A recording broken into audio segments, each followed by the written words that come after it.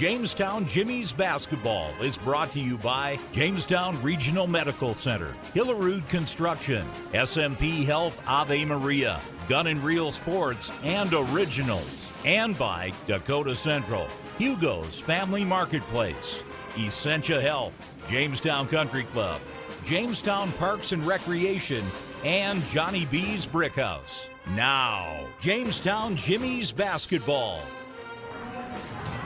The work has really gone on. It goes on all year, but it has really gone on since October, and now the postseason is here for Jamestown Jimmie's basketball. For the Jimmie women, they've been road warriors in a sense this year. They have 9 true road victories.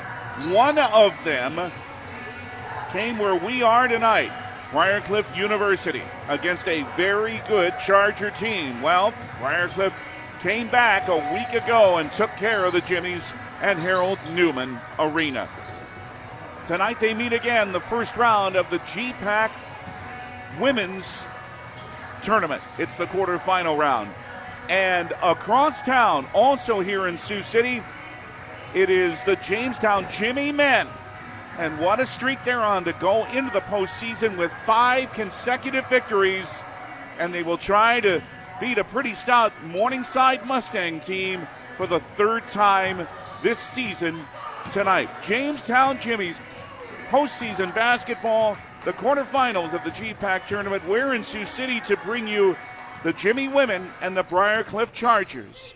And good evening from Sioux City. I'm David Burrell. Thank you for joining us. And if you're looking for the Jimmie men, well, just a few minutes from now, around 12 minutes or so from now, you can hear that game on Q101 with Daniel Versteeg, the voice of the Morningside Mustangs, as the Jimmie men try to make it 6 in a row and move on to the semifinals on Saturday. Again, Q101 for Jimmie men's action tonight in the quarterfinals of the postseason tournament. We have the Jimmie women here on Jamestown 107.1. And also the Heritage signal of I3G Media in Jamestown, 1400 AM, and anywhere at newsdakota.com. Glad to have you with us. Jamestown ended the season well last Saturday with their 73-67 victory over Dakota Wesleyan behind the career-high 30 of Kaya Tower. Hasn't been the easiest shooting year for the fifth-year senior, but she was terrific on Saturday. 10 of 14 in her first ever 30-point game to move her within 32 of tying Carrie Baker's school record for points. Baker is the all-time point leader for this program. Another big day for Kate Cordes, too. Of course, Tower and Audrey Rodakowski were playing their final regular season home games. Well, Briar Cliff, after that victory in the middle of last week over the Jimmies, won again here on Saturday in their final regular season home game, beating crosstown rival Morningside 74-65. And Briar Cliff earned win number 20. They're going well with 3 straight wins, 7 of their last 8 as they try to repeat as GPAC Tournament champions. Kennedy Benny has had 2 great games against Jamestown this year, even though Jamestown did win here last month.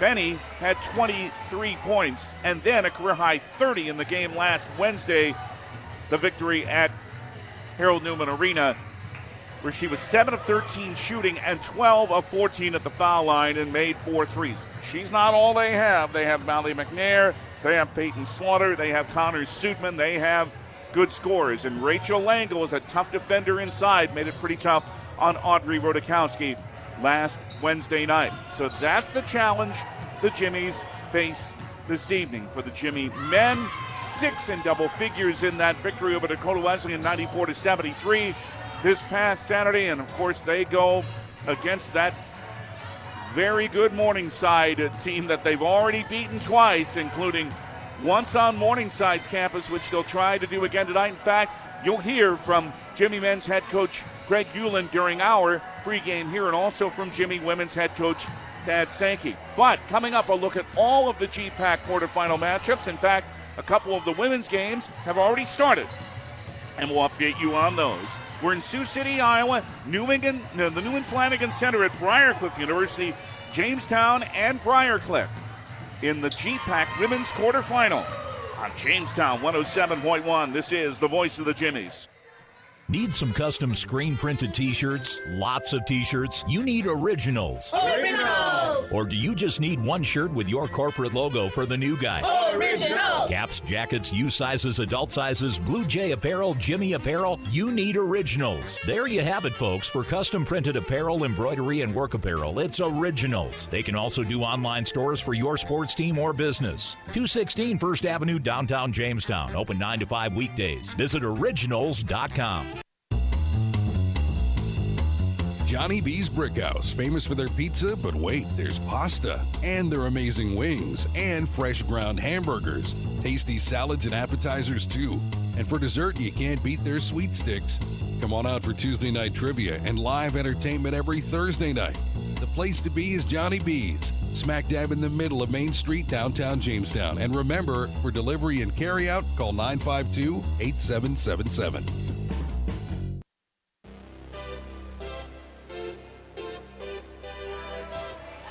Final night in the GPAC postseason tournament. Jamestown's women, the number 6 seed, taking on number 3 seed Briar Cliff here in Sioux City. And in fact, let's tell you about all of the women's matchups. And we've told you what happened between these teams in the regular season. Each team winning on the road.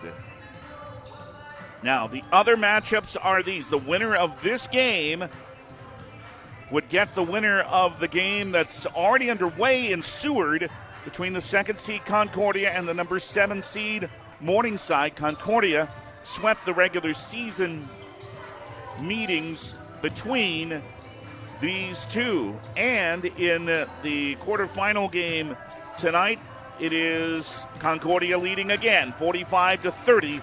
Just before halftime. Again, the winner of that game gets the winner of this game on Saturday in the semifinal round. Dakota Wesleyan, the 5 seed, and they dropped to the 5 seed after losing in Jamestown on Saturday, and that was after Northwestern's stunning win over Dordt.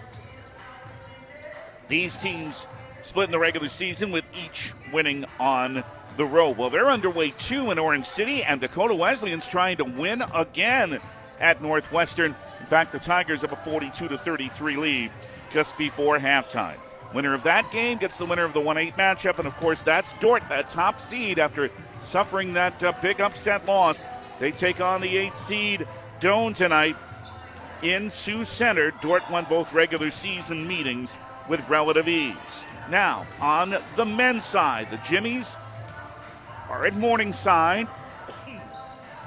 Jamestown is the number 5 seed, and Morningside the 4 seed. But again, Jamestown won both regular season meetings in December in Sioux City, 91, or in the Harold Newman Arena, 91-81, and last month in Sioux City, that final was 88-83. And if you're looking for that, it's on Q101 in just a few minutes with Daniel Versteeg. Winner of that game gets the winner of the top seed Northwestern hosting 8th seed Dakota Wesleyan in Orange City later. Northwestern won by 28 at home and by 8 on the road in the regular season meetings. Hastings, the 2 seed, hosting the number 7 seed Briar Cliff. Hastings won both in the regular season. Concordia, the 3rd seed, hosting the 6th seed Dordt, with each team winning at home in the regular season. Northwestern ended up won the tiebreak and earned the number 1 seed. Of course, the number 1 seeds, Northwestern on the men's side and Dordt in women's play, get automatic berths to the NAIA tournaments. That is written in the rules. So those will be 2 of the teams. By the way, the entire NAIA tournament fields will be announced a week from tomorrow, the 7th of March. We'll get more into that as it warrants. And we'll keep you updated on everything else. Of course, we will closely watch the Jimmie men's score for you and keep you updated. But again, it's on in a few minutes on Q101. But stay tuned, because next in our pregame, we'll visit later on with Jimmie women's head coach Thad Sankey. But next, it's Jimmie men's head coach Greg Uland. Look forward to that game with Morningside tonight. Next, here on Jamestown 107.1, this is the voice of the Jimmies. Looking for one of the best ATVs on the planet? Then check out Honda 4Trax Foreman. There are 3 models to choose from, and they all offer strong swing arm rear suspension that is perfect for hard work or towing. They all feature strong front and rear racks, plus a handy utility box for storage. So head to Gun & Reel Sports in 1st Street West, downtown Jamestown, and check out the new Honda Foreman. For riders 16 and older, Honda recommends all ATV riders take training course and read the owner's manual thoroughly. Back in Sioux City and here on Jamestown 107.1, it's Jimmie women's basketball against Briar Cliff in the first round of the GPAC Tournament. But on Q101, it is the Jimmie men as they are across town to take on Morningside. And head coach Greg Ulan is with us. And what a finish to this season. And we have talked about it a lot lately. Now that you've had a chance to digest it a little bit more, the defense really picked up again on Saturday, and I know that's what you really have been pleased with during this winning streak.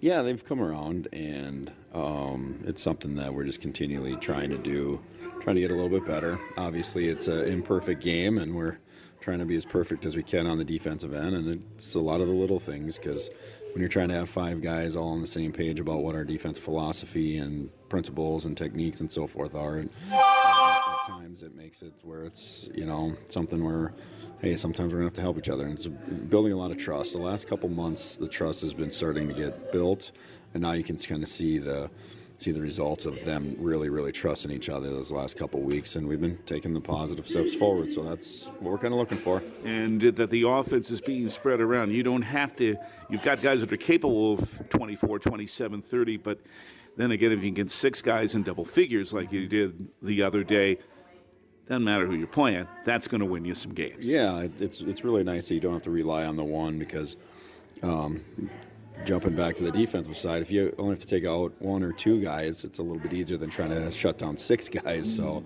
no, I think each of the guys that's been in the double digits is really just mainly playing to their strengths, and we've been trying to put them in positions where they can be successful. And you see a gap for our penetrators, they're expected to go penetrate. You see a 3-point shooter that's wide open out in the perimeter, they're expected to get a 3-point shot. And I like to see the bigs when they're attacking the rim and going at it. So it's all the guys just kind of figuring out roles finally, and we're kind of starting to have an identity on the defensive end that, hey, if somebody's got the hot hand, we're going to get them the ball, and just continue to ride that wave. No doubt you're going to be ready, but the team you're playing is going to be ready, because Morningside must feel like they've got to be thinking, hey, we got to prove something. These guys have beaten us twice. I won't bring up the old adage, but it is there, and it's not an easy matchup for most teams in this league. And even though it's not been an easy matchup for you twice, you've still been able to beat them twice. And as you look back at those games, and especially the one here last month, what made the difference? We made a lot of shots in the second half, too. I mean, we were down by 12 points at a couple different times, and they ended up missing a couple wide-open shots and a couple bunnies that they normally make. And I thought we just kind of we were a little bit tougher that night on the court, so that was really good. And, kind of touching on Morningside, when you got 2, in my mind, they're probably 2 of the best. They are 2 of the best players, and you could vote for either one of them to be MVP of the league. I mean, Doble's just a force inside and automatically demands a double team, and then Scoff is just playing at an elite level right now. So, we do have our hands full, and we got to make sure we just slow them down, because you're not going to stop both of them, but you just got to make sure that you limit some of their catches and put them in a little more difficult situations, because when they get going, man, they can get going like they did. That Briar Cliff game the other night, holy Lord. I ended up turning it off the first time I put it on, because I'm like, they are so good right now. And Trent's done a really nice job with them this year. And, they're role players. I mean, however you want to call them, role players, but Dotzler and Vanderloo, I mean, those guys are all playing really well right now too. So it's just something that, hey, we got our hands full, and you got to throw out the first 2 times we played them. I mean, it's not like you're going to all of a sudden show up and you're going to win because you won the 2 prior ones. I mean, it's a whole new battle. They're going to be a little perturbed with us, but at the same point, we know that this is a very, very big game on numerous levels for the future of this team this year. So we know that hey, we gotta play as good as we possibly can, make a lot of shots, and hopefully defend a little bit better than we did last week. All right. Well, good luck, and let's have some more decisions to make for the weekend. I'm ready for that. That sounds good. Thank you so much. Thanks, Greg. Coming up, and remember, it's on Q101. You can listen to the Jimmie men and Morningside. And here on 107.1, the Jimmie women and Briar Cliff in the first round of the GPAC Tournament. And next, we visit with Jimmie women's head coach Thad Sankey. It's on Jamestown 107.1, and this is the voice of the Jimmies. Where do you find the friendliest staff, largest selection, lowest prices, and the freshest produce? Hugo's in Jamestown. But what if you can't go to the store? Hugo's Family Marketplace offers online shopping. You can shop all the departments and all the sales at GoHugos.com. Choose pickup or Hugo's delivery service, and they'll do the in-store shopping for you. Hugo's Family Marketplace online shopping at GoHugos.com. You're gonna find more low prices, more great stuff when you go to Hugo's. Jamestown Jimmies in Sioux City, both. Remember, Q101 men's basketball coming up in the GPAC postseason first round against Morningside. But here on 107.1, it's the Jimmie women and Briar Cliff, and we're with head coach Thad Sankey. That was quite a way to end the regular season. A good effort against a very good team. What more did you take from that game after being able to digest it? Well, I thought our offense played a lot more in rhythm than we did last Wednesday night against Briar Cliff, and we had to fight for it. Dakota Weston's a great defensive team, and they tested us at the rim as well too. So our defense really had to tighten up. When it got down to a 2-point game in the third quarter, and they cut our lead down, we really had to squeeze out those defensive possessions at the end. And after that, DWU didn't get a whole lot of good looks the rest of the game. Your team, as you said, really tightened down on it. Yeah, absolutely. And that's just, that was something I thought. We had a couple lineups in there that did a great job. We shape-shifted our post coverages, right? Hannah Hoggle was in there battling, and then we gave her a little bit more help, too, to finish out those possessions because we needed not just that stops at the rim, but we also needed defensive rebounds. And, something that was just fantastic. Kate Busick's defensive rebounding was incredible, and she finishes that game with 10 rebounds from a point guard position, and all those little ways that Kate contributes for us is just awesome to see in crunch time. She's shown before that she can rebound, but every one of those were just so big for her. And then again, nothing new. This is something that she is certainly capable of doing. Absolutely, and it's not just that she's grabbing rebounds. It's the commitment to mixing it up. It's the commitment to her teammates to be in there. And there's plenty of possessions that she's in there that she doesn't grab them. So as she's grabbing rebounds, it's not like you try once and you get one. Yeah. You have to be in there every time to grab a handful. And then when she goes for 10, that's a huge part. Well, it is not an easy draw, not that any team would be, but now you come back here to Briar Cliff. Now, one thing is you already know you have won here, and not only that, you have 9 true road wins this year. And in this league, that is not too bad at all. What about having one on the road, and especially the wins you've had on the road in the second semester? Well, I really do think a large part of our road success, well, there's 2 factors to it. One, we have an experienced team, and we understand and know how to handle road trips, and our road trips are unique. Like we have to know the mindset piece to be ready to play. But the other part is our road stretch coincided with us playing great basketball. It's a timing thing. In the second semester basketball that we've played, for the most part, we've had a couple hiccups, but for the most part, our second semester basketball has been really, really good. And seeing us round into shape as a team and trust each other and balance our offensive and our defensive roles has been a great thing. So we know we'll need it tonight. One plus is it's fresh in our minds. Last Wednesday is, and of course, for Briar Cliff, it's fresh in their minds too.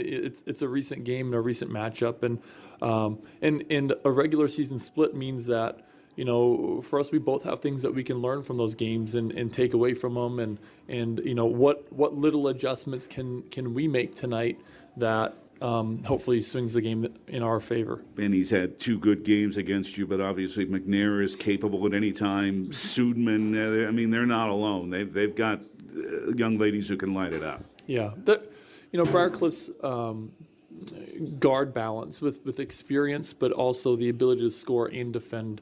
They've got one of the best guard groups in the league, and just super dynamic. And for us, that's our challenge. How do we slow that down? How do we play at a tempo and a pace on offense that benefits us? I thought our offense crawled a little bit too slow last week, and we need a little bit more fluidity, a little bit more, for sure, ball reversals, and our ability to get in and out of actions, create advantages, and then play earlier in the shot clock. So those are all things that are keys to us and things that we're working for tonight. Very good luck tonight, and thank you. Yeah, thanks. Coming up, starting lineups in the opening tip. It's Jamestown at Briar Cliff, first round of the GPAC Women's Postseason Tournament, and it's next on Jamestown 107.1. This is the voice of the Jimmies. Sign-on bonuses, $10,000 for full-time RNs or LPNs working PM or NOC shifts, and $10,000 for full-time NOC weekend package positions, and $5,000 for part-time PM shifts. Also offering $5,000 for full-time CNAs working PM shifts or weekend package, day, PM, or NOC shifts. Dietary positions available also. Apply at smphealth.org/Ave Maria. Hey, it's Sean with the Jamestown Country Club. Remember to get your membership for the upcoming season at our 18-hole championship course that hosts the FCCU Labor Day Classic, and we're the home course for the Blue Jays and Jimmie's men's and ladies golf teams. The Jamestown Country Club hosts an excellent bar and restaurant that is open to the public and has the only outdoor pool in the area. Contact the Jamestown Country Club today for your membership. And congratulations to the Minnesota Twins' Joe Mauer on his election into the Baseball Hall of Fame. Here is your Egg Central forecast from meteorologist Mick Kerr. Tonight, cloudy, low in the single digits above zero. Still continued a little cold after we had that beautiful start to the spring. Southeast winds tonight 5 to 15. It'll bring some warmth back to us. The 45-degree reading that we're expecting for tomorrow, in fact, with south winds at 10 to 20. Then on Friday, we're looking for near 50 degrees. And on Saturday, slight chance of snow, and mostly cloudy with temperatures back in the low to mid 30s. For more weather, log on to newsdakota.com.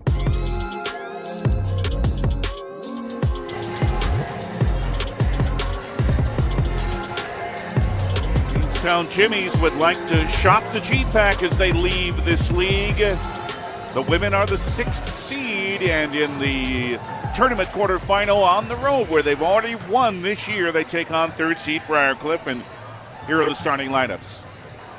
For Jamestown, running the point, the 5th-year senior Kaya Tower, 5'6" from Big Fork, Minnesota, 13.4 points, 4.1 rebounds per game,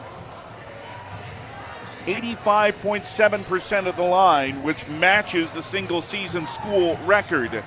2nd in the league, 3rd in the league in assists at 3.7 a game, and again, only 32 points away from tying Carrie Baker's program record, her 148th game as a Jimmie tonight, her 124th start. Kate Cornish, the 5'8" sophomore from Shakopee, Minnesota, 15.5 points, the Jimmie's leading scorer, 4.5 rebounds a game, 43% on three-pointers, 2nd in the league and in the top 25 in the country. 76 made threes this year, and that's only 7 away from the single-season school record. Kate Busick, the 5'9" junior from Fargo Shanley, 5.8 points, but now up to 5.6 rebounds a game. Head coach Pat Sankey referred to that 10-rebound performance in the win over Dakota Wesleyan. Jalen Martinson, the 5'9" junior from Devils Lake, 4.2 points and 2 rebounds a game. And Audrey Wodakowski, the 6' senior from Dickinson, 13.7 points a game, 11th in the GPAC, 6 rebounds a game, is 9th in the league. Her 25 blocks are 7th in the GPAC. Tad Sankey, the head coach of the Jimmies, his 6th season in Jamestown, 102-75, 11th season overall as a head coach, 176 and 159. His assistant, Faith Brittle, the graduate assistant, Patrick Swenson. For Briar Cliff, the number 3 seed, 15-7 in the regular season in the GPAC, 20-8 overall. Peyton Slaughter, 5'6", grad student from Cherokee, Iowa, in the top 10 in the league in rebounds, assists, and steals, and averaging 9.9 points, 6.5 rebounds, 2.9 assists, 2.2 steals a game. Mally McNair, the 5'8" sophomore from Imperial, Nebraska, 14.1 points, leading scorer tied with her teammate Sudman. McNair, 3.1 rebounds per game. And Connor Sudman is also averaging 14.1 a game. The 5'11" grad student from Trainer, Iowa, 6 rebounds, 3.4 assists a game. Kennedy Benny, the 5'8 senior from Oakland, Nebraska, with the 2 big games against Jamestown this year. She's averaging 12.8 points a game, and in 2 games against Jamestown, she's averaging 26.5. 3.1 rebounds per game, 2.8 steals, second in the league. And Rachel Langle, the 6-foot junior from Lamar's, Iowa, 8.8 points, 5.5 rebounds a game. Brian Ortmeyer, the head coach at Briar Cliff, in his second season, 46-16, guided this team to the tournament title in this league a year ago, and to the round of 16 down the street at the Tyson Event Center in the NAIA Women's Tournament. Connor Sonius, his assistant, Madison Rogan, the graduate assistant. Jamestown in black uniforms, orange numerals and letters in white trim. Jamestown in script above the number in the front, UJ logo on the back, orange trim on the shorts. Briar Cliff wearing their white uniforms with blue numerals and letters in blue trim. So it is now the postseason. And remember, it's the men for Jamestown on Q101 right now at Morningside. And here on 107.1, it is the Jimmies trying to win again at Briar Cliff. The home team hasn't won in games between these teams this season. Jamestown would love for that to continue tonight, but it's a sharp Briar Cliff team that has got it back together at the end of the regular season. Stay tuned for the action next from Sioux City on Jamestown 107.1. This is the voice of the Jimmies. How are you doing? Really? How are you doing? Are you taking the time to check in on you? A real check-in. Scheduling a wellness visit is an easy way to take care of yourself. At Essentia Health, we want to know how you're doing. We want to help. Whether it's face-to-face or a virtual appointment, the right care is waiting for you. We'll listen, assess how you are, and get you back on track. It's always good to check in. Care like nowhere else. Essentia Health. Schedule online at essentiahealth.org. What would life be like without telephones, internet, and digital cable?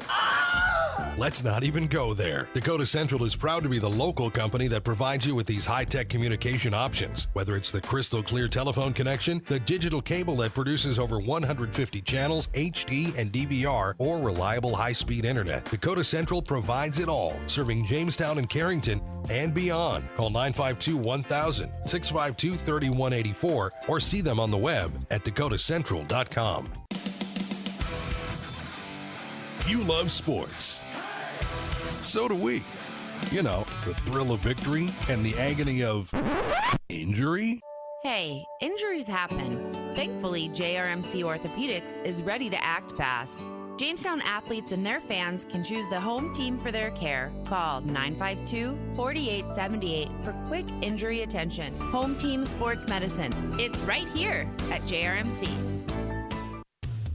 Two Rivers Activity Center in Jamestown is now hiring. Track has openings for several part-time positions. Track offers a flexible schedule. We will work with you to make a schedule that fits your busy lifestyle. Track also offers a fun work atmosphere, and every employee of JPRD receives an employee pass, which provides free green fees at Hillcrest Golf Course, complimentary open skate at the Winter Sports Building, and free daily admission into Two Rivers Activity Center. Learn more about our open positions and apply online today at trackjamestown.com.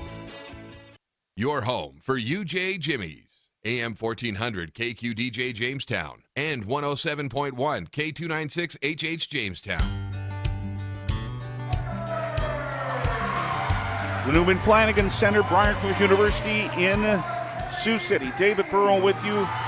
Jamestown in the GPAC Women's Postseason Quarterfinal against Briar Cliff. Remember, the men are also here in Sioux City, and they're playing Morningside, and that is on Q101 with Daniel Versteeg. Both, of course, available at newsdakota.com. If you listen back and forth, well, we certainly understand why you would. I wish I could, but we will keep you updated, of course, while this game continues. So here we go. Can the Jimmies win here again and advance to the semifinal round Saturday? Kate Cordes, Kaya Tower, Kate Busick, Jalen Martinson, and Audrey Rodakowski, the starting five for Jamestown. Kennedy Benny, Rachel Langle, Connor Sudman, Peyton Slaughter, and Mally McNair for Briar Cliff. Jamestown, as you visualize it, will shoot at the bucket to our right in the first half. They're in black and orange. Briar Cliff will shoot to our left. They are in white and blue. Our broadcast position on the left end inside the foul line. Rachel Langle, the jump center with Audrey Rodakowski. The referee again implores the Jimmies to sit down on the bench. They do. We're ready. Ball in the air. And the referee had it go off the side of his hand, and it hit Audrey in the shoulder. He's smiling, and they'll try it again. Now he throws it straight up, and Rodakowski tips it to Kate Cordes. And we hope you enjoy the action from Sioux City, and the Jimmies have the basketball first, and the postseason is on. Kate Cordes, left of the circle, hits a jumper, good. A good start for Jamestown. Cordes with 16 in that victory over Dakota Wesleyan Saturday. And Jamestown leads very early, 2-0. Now Molly McNair in the lane with a drive. Pass Cordes, wild off the glass and no good. Jalen Martinson the rebound to Kate Busick, right wing to Kaya Tower. On the baseline, Martinson drives off glass and good. And the Jimmies have the first 2 buckets. Remember, they never trailed in the game here last month. It's 4-0 Jamestown. It's very, very early, though. Right wing, the jumper is off the rim by Connor Sudman. Rebound. It's Jamestown. It's Cordes down floor. Tower for Cordes, left wing on the angle. Lob, Rodakowski, Audrey's left of the lane. And there's Langle with a hand in her face. Langle trying to defend Rodakowski, and as Rodakowski moved to the black block, she missed, and Rachel Langle at the rebound. Right foul line jumper. Peyton Slaughter with a miss. Briar Cliff hasn't hit yet. Tower the rebound. Down floor to Martinson for Jamestown, and Slaughter in front of her and forced a travel on Jalen Martinson. So it'll be Briar Cliff ball, 8:38 in the first quarter. It's 4-0 Jamestown. Buckets by Cordes and Martinson. In the lane, it is McNair. Brought back to her in the right corner for a 3. That is good. Allie McNair has 51 made threes. 4-3 now for Jamestown. 8:18 first quarter. Tower, right wing. Martinson wants a 3. That's good for Jalen. I can tell you she was hitting them in the shoot-around today. And that's her 10th of the year. She has 5. It's 7-3 for Jamestown. Back to a 4-point lead. Connor Sudman, right of the lane. On the angle, McNair had it blocked by Cordes. Kaya Tower brought it down for Jamestown. Front court. Kaya, right of the lane. The Jimmies off to a good start in the first 2:15. Cordes back to Tower. Right baseline, Rodakowski. Spins in a double team. Had the ball stripped away and out of bounds. It'll stay with Briar Cliff, or with Jamestown. Stripped away by Briar Cliff. 15 seconds remain on the shot clock.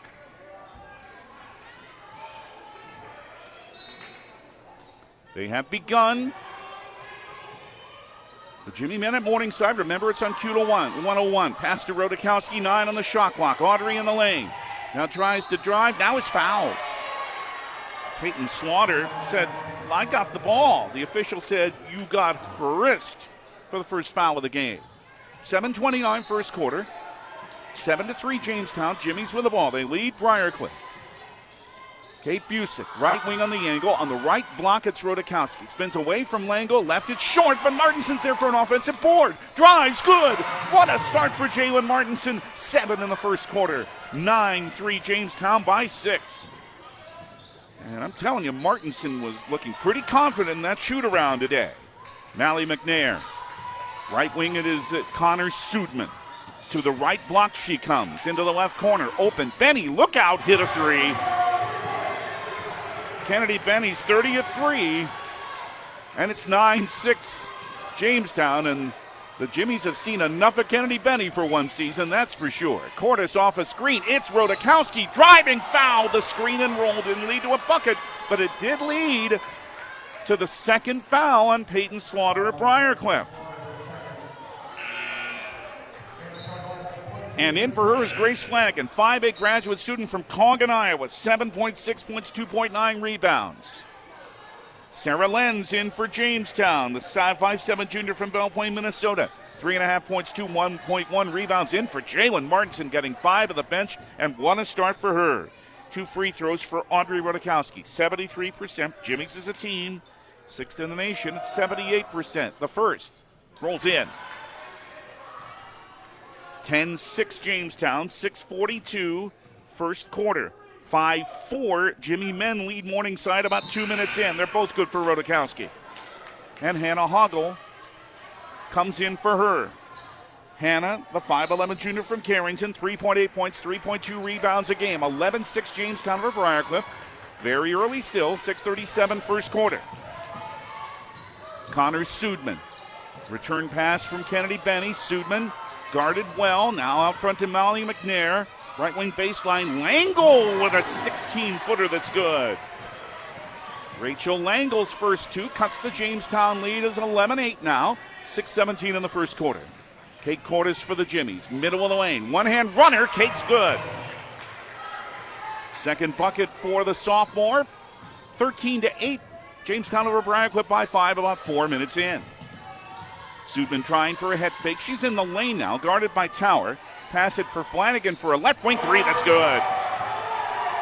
Grace Flanagan. And she comes off their bench and she's hit 63 pointers. 13-11 now for Jamestown. 5:45 in the first quarter. High post, Hannah Hoggle. Top of the old circle. Hands to Kaya Tower in the middle of the lane. Drives him, rolled off the rim. Defended well by Flanagan. Kennedy Benny the rebound for Briar Cliff. She's into the front court. Handed out for McNair into the lane. For Langle with a jumper that's good from 16 to tie the game. 13-13. The Jimmies once led by 6. Now it's tied. 5:18 in the first quarter. A 10-4 run by Briar Cliff has it even. Lenz on the right wing. Kate Busick is fouled. Reaching in was Molly McNair. That's her first, and that's 3 team fouls at about the midway mark of this first quarter on Briar Cliff. And Brian Ortmeyer has a thing or two to say about that. Ball be inbounded on the right baseline. Nope, on the right sideline by Kate Cordes. In front of where Brian Ortmeyer would be sitting if he did. He doesn't at the moment. Now he does. He's the one knee anyway. Busick right wing for Sarah Lenz for Jamestown. Midway through the first quarter, now a tie game. 9 on the shot clock as Cordes with a left-hand dribble. Switches it on the right side of his Lenz. 4 on the timer. To Hoggle on the wing. 3-2. She's got to put it up 1. She didn't put it up in time. And it went in 2, but Hoggle was well defended and had to fade away, but the shot clock ran out. And Briar Cliff with 4:48 in the first quarter has it back and a chance to take their first lead. It's a 13-13 game.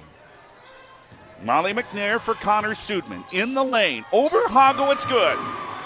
The big run continues for Briar Cliff. They now lead 15-13. That's a 12-4 run. Tower in the lane. Drive. Briar Cliff player got a hand on it, and it's out of bounds to Jamestown.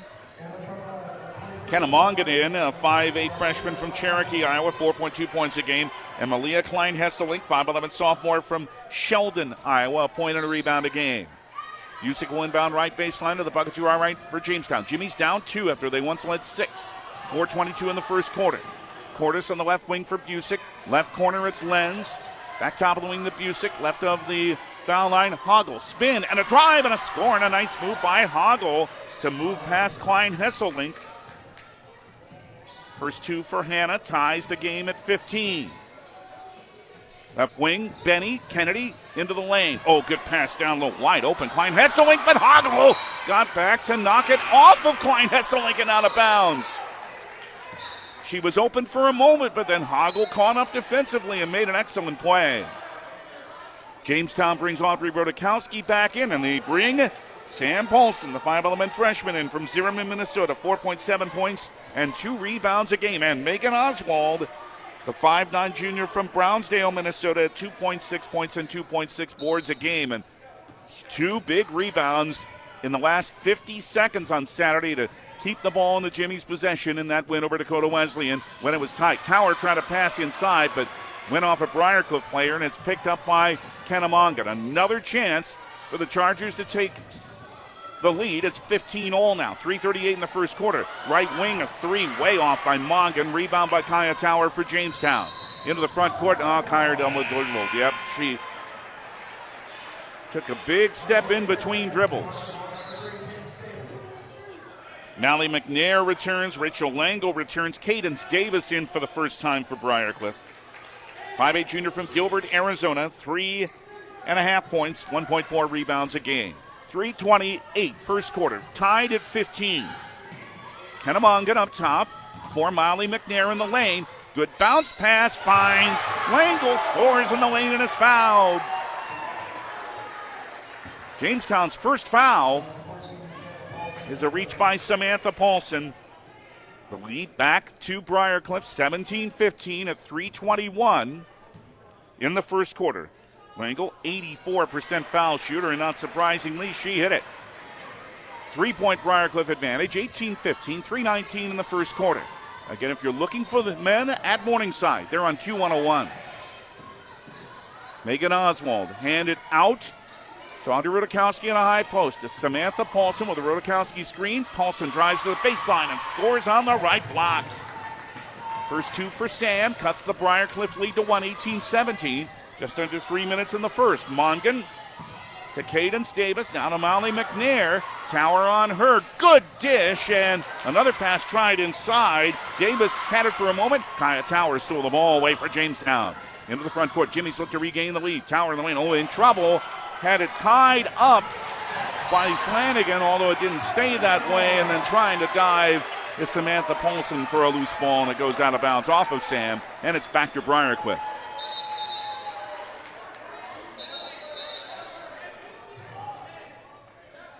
And inbound, the Chargers will do so in front court, up a point at 18-17, 2:37 in the first quarter. Pass on the right side to McNair, finds Cadence Davis. Bounce to Langle in the lane, working on Rudakowski.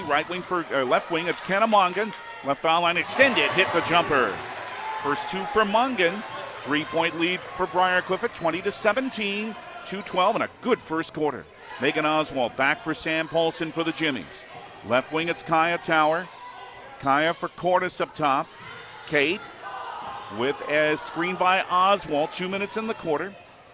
Stopping in the lane is Oswald for a drive by her to Rudakowski, and reaching in and fouling her is Cadence Davis of Briar Cliff, her first, and the Chargers' fourth team foul.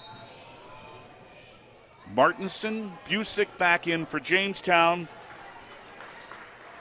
Sudman back in for Briar Cliff. Morningside leading the Jimmie men 13-11. 3.5 minutes into that game. That's on Q101. First round in the men's tournament. In the women's play, Jimmie's down 3 to Briar Cliff. 1:48 in the first quarter, 20-17. In the lane, it's Rudakowski. Double team, moves past it, and scores off the glass on the right side. First bucket for Audrey. She has 4. 20-19 for Briar Cliff at 1:35 first quarter. Mongan brings it on the left wing for Mally McNair. Cut off from a baseline drive. Brings it to Sudman on the wing to the baseline. Hands it to McNair. Right wing on the angle. Cross court to Kennedy Benny. To the right block she comes. Pass. Good catch by Sudman. Down to 4 on the shot clock. 3. Sudman in the lane. And a foul is called on Jamestown. Very late in the shot clock on Jalen Martinson. Her first and the second team foul, and Briar Cliff has the new 20 seconds here. It is into Sudman on the left baseline. Out front to Kennedy Benny, bumped by Busick, and a foul.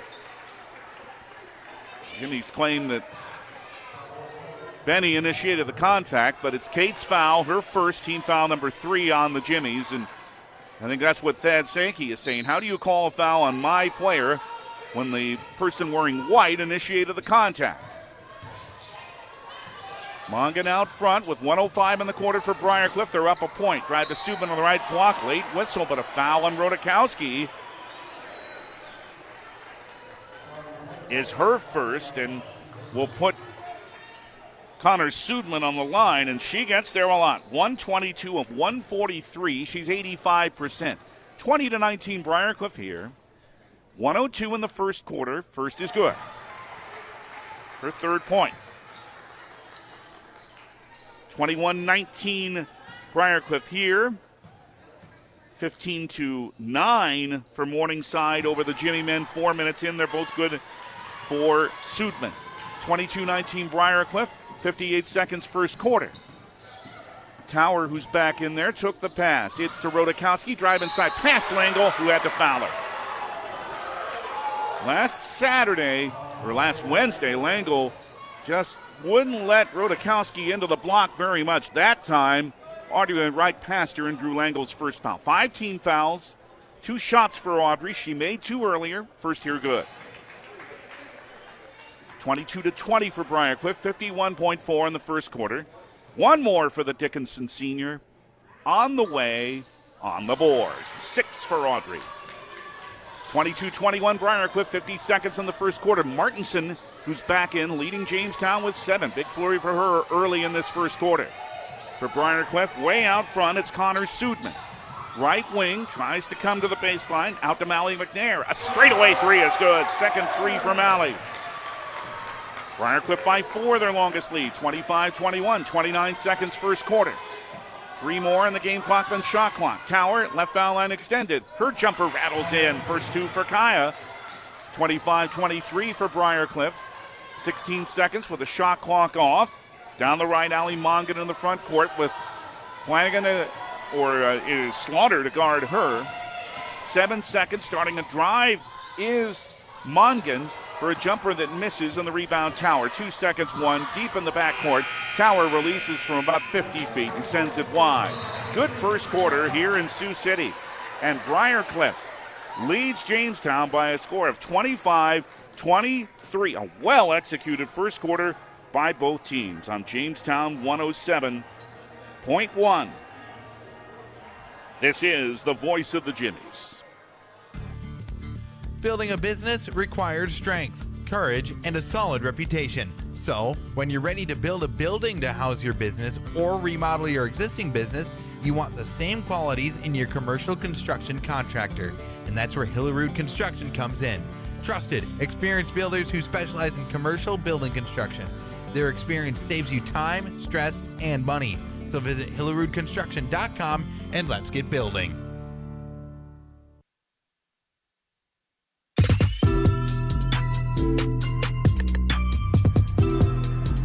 I'd very much love to tell you about statistics, but there's nothing on the stat monitor. Hopefully that will be straightened out soon. We can tell you the Jimmie men are trailing Morningside here in Sioux City, 15-11, 14-40 in the first half. Cole Woodford with 6 for the Jimmies. He's hit a couple of threes, and again, you can listen to that game on Q101.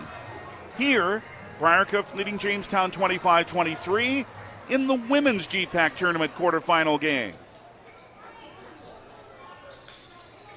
And as time allows us, we'll update you on the other games.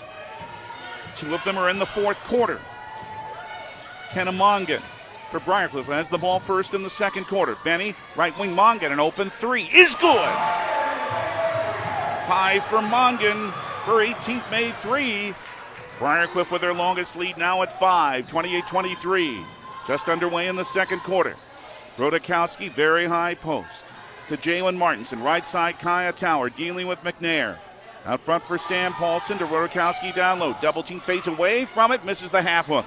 And Rachel Langle rebounds for Briar Cliff, who looks for a 7 or 8 point lead.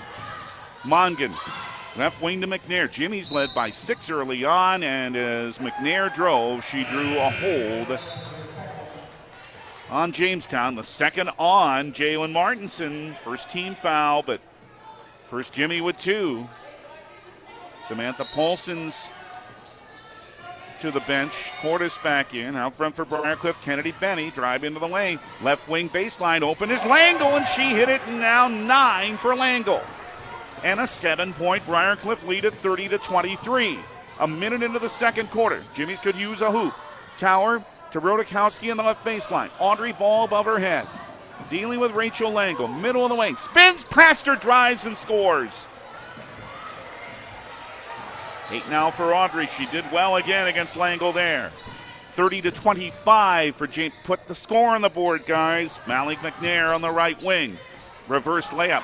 Threw it over the rim. Rodakowski the rebound. Left wing Kaya Tower. Kaya, handed for Kate Cordes, up top for Rodakowski.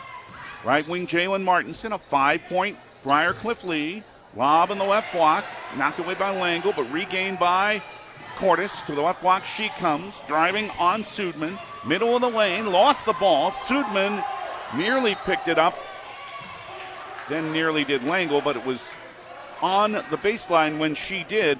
But the shot clock's down to 5 now for Jamestown. 30-25, despite what the scoreboard here says. 8:11 to go in the first half. Come on, guys. Rodakowski on the left baseline, 2-1, and just threw it toward the rim in desperation as she fell, and it's a shot clock violation. And again, I wish I could tell you how many turnovers that is on Jamestown, but again, the stat monitor is still showing nothing. 2 minutes into the second quarter. Briar Cliff up 5. Pass in the left baseline. Langle's open again. Hit it again! 11 for Langle, and now a timeout for Jamestown, who finds themselves down 7 again. 7:50 first half. It's Briar Cliff 32, Jamestown 25. Jamestown 107.1. And this is the voice of the Jimmies. Need some custom screen printed t-shirts? Lots of t-shirts? You need originals. Originals! Or do you just need one shirt with your corporate logo for the new guy? Originals! Caps, jackets, U sizes, adult sizes, Blue Jay apparel, Jimmie apparel. You need originals. There you have it, folks. For custom printed apparel, embroidery, and work apparel, it's Originals. They can also do online stores for your sports team or business. 216 First Avenue, downtown Jamestown. Open 9 to 5 weekdays. Visit originals.com.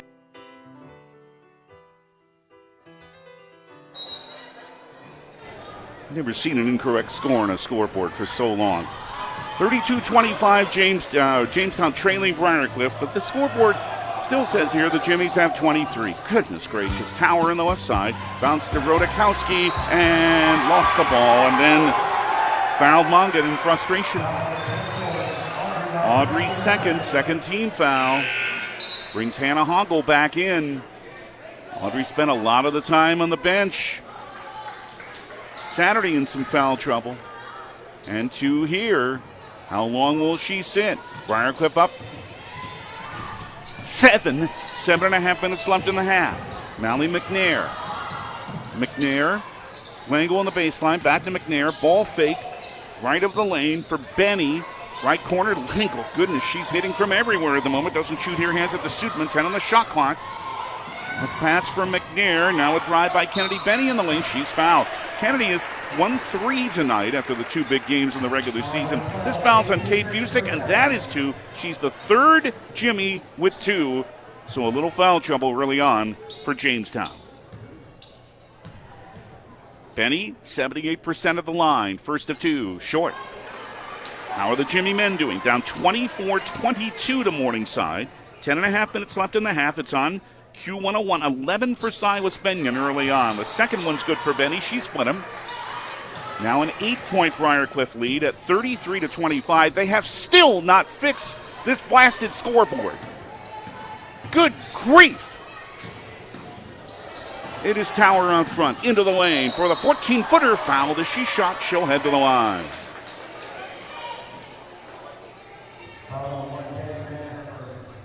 Kennedy Benny with the foul. That is her first. And the first team foul of the second quarter on Briar Cliff. Tower at 86%. First of 2. Good. Trying to set the single season free throw percentage record for the program. 33-26 for Briar Cliff. One more for Tower, and she's good.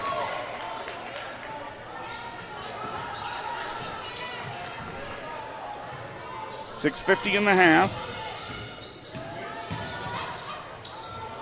On the left baseline, Sudman. Out front for Benny. Now it's Sudman again into the lane. Sudman turns around, fires, and it rolls in. 6 for Sudman, 35-20.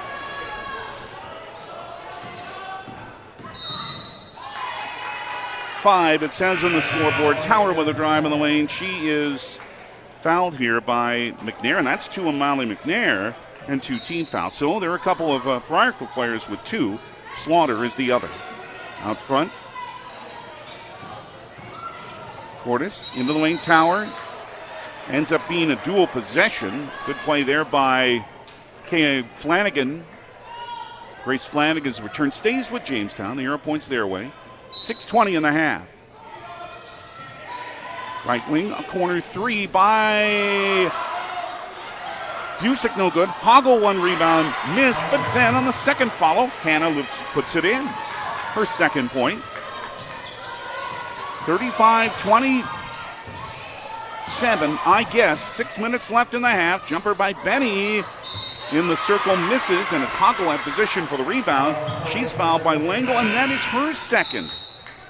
And team foul number 3. 5:57 to go in the half. I guess it's an 8-point lead for Briar Cliff. I have to go by what the scoreboard says, although I'm not sure it's right. Anyway, Tower in the left wing for Busick. Here comes a 3 for Kate. Off the left rim. Rebound Hoggle, but she pushed off to get it. First on Hannah. Team foul number 4.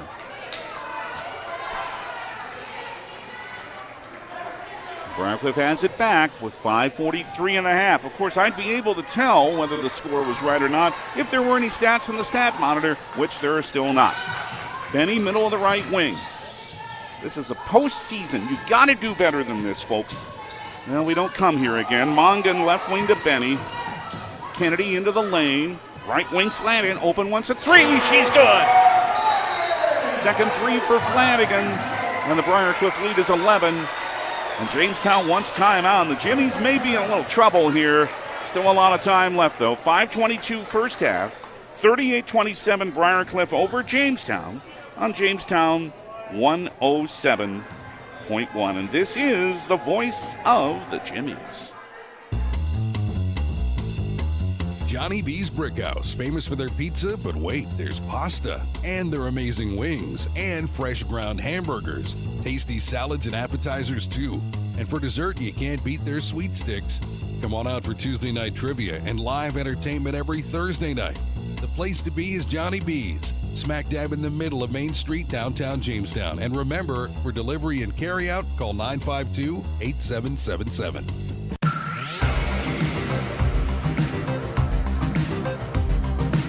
Jamestown needs to hurry that on 11 at Briar Cliff. 38-27, I guess. 5:15 in the first half. My arguing's not doing any good. Martinson with a drive in the lane, but it bounced off the rim. Briar Cliff touched it last and out of bounds. Martinson almost had another bucket. Shot clock at 20 for Jamestown. 5:08 left in the half. Intended for Martinson, but knocked right back out of bounds by Briar Cliff by Mungan, and they have turned up the defense here since a good early start that had Jamestown in front by 6, but Briar Cliff has their longest lead right now at 11. Kate Busick, lob, right of the lane, Hannah Hoggle, 5 minutes in the half. Hannah, right wing, a 3 coming for Busick, and Kate hit it. Needed 3 there by the Jimmie's Busick, her 34th of the year. It's 38-30 for Briar Cliff. 4:45 in the half. Kennedy Benny left of the lane. Right wing, here comes a 3. Mongan. Well, this one missed everything but the long rebound run down on the left corner by Connor Sudman. 10 on the shot clock to Benny, to Sudman again, left wing on the angle. Into the lane from 13. Over Busick. Off the back of the rim, and Kate rebounds. Off that 10-rebound game on Saturday at home to close the regular season against EW. Cordes with a drive in the lane. Banks, it missed just a little too hard and it rolled off.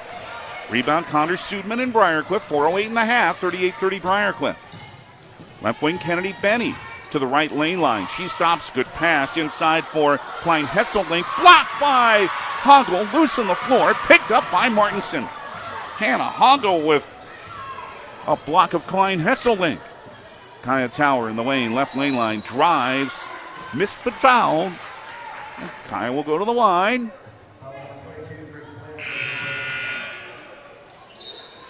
And it is the first on Grace Flanagan. Team foul number 4 on Briar Cliff. Rodakowski, Paulson, back in. A shot. What happened? Here's where, again, we don't have stats. We are not able to tell these things. Tower hit the first free throw, but a bucket, I was sure Rodakowski hit earlier in the quarter, didn't count for some reason. So the scoreboard hasn't been wrong. But how are we supposed to know that? First good, second good for Tower. She's 4-4 at the line and has 6. 38-32. Jimmie's back within 6. Briar Cliff in front with 3:40 in the half. Here is a drive on the right baseline, and a good move by Connor Sudman leads to a foul on Kaya Tower. That's her first, and the 15th foul to put Briar Cliff in the bonus for the last 3:36 in the half. On Q101, Jimmie's now are leading Morningside in men's play. 29-28, 4:48 left in the half. Mustangs have led a lot of that game so far. First free throw good by Sudman. She's 3 for 3 and has 7. 39-32 for Briar Cliff, 3:36 in the half. I never saw any sort of signal saying that the Rodakowski bucket didn't count. One more for Sudman. She's good. 40-32 Briar Cliff, 3:33 left in the half. I'm stumped, folks. I don't know. Busick out front to Lenz. Pass on the baseline for Rodakowski from Paulson. Little fadeaway rolls in for Audrey. There's that bucket that I could have sworn she hit earlier. Jamestown's back within 6, 40-34. 8 for Audrey. Briar Cliff leads 3:13 in the half, and they have Sudman right of the lane. Handed back to Kennedy Benny. Mid-right wing, baseline drive starts now for Peyton Slaughter's back in. Couple of fouls. Busick got a hand on it and stole it away. More good defense by Kate Busick. Just under 3 minutes to go in the half. Jamestown was down 11. Now they're down 6. Tower with a drive. Left block a little short. Knocked out of bounds by Rodakowski. Of Jamestown, it goes to Briar Cliff.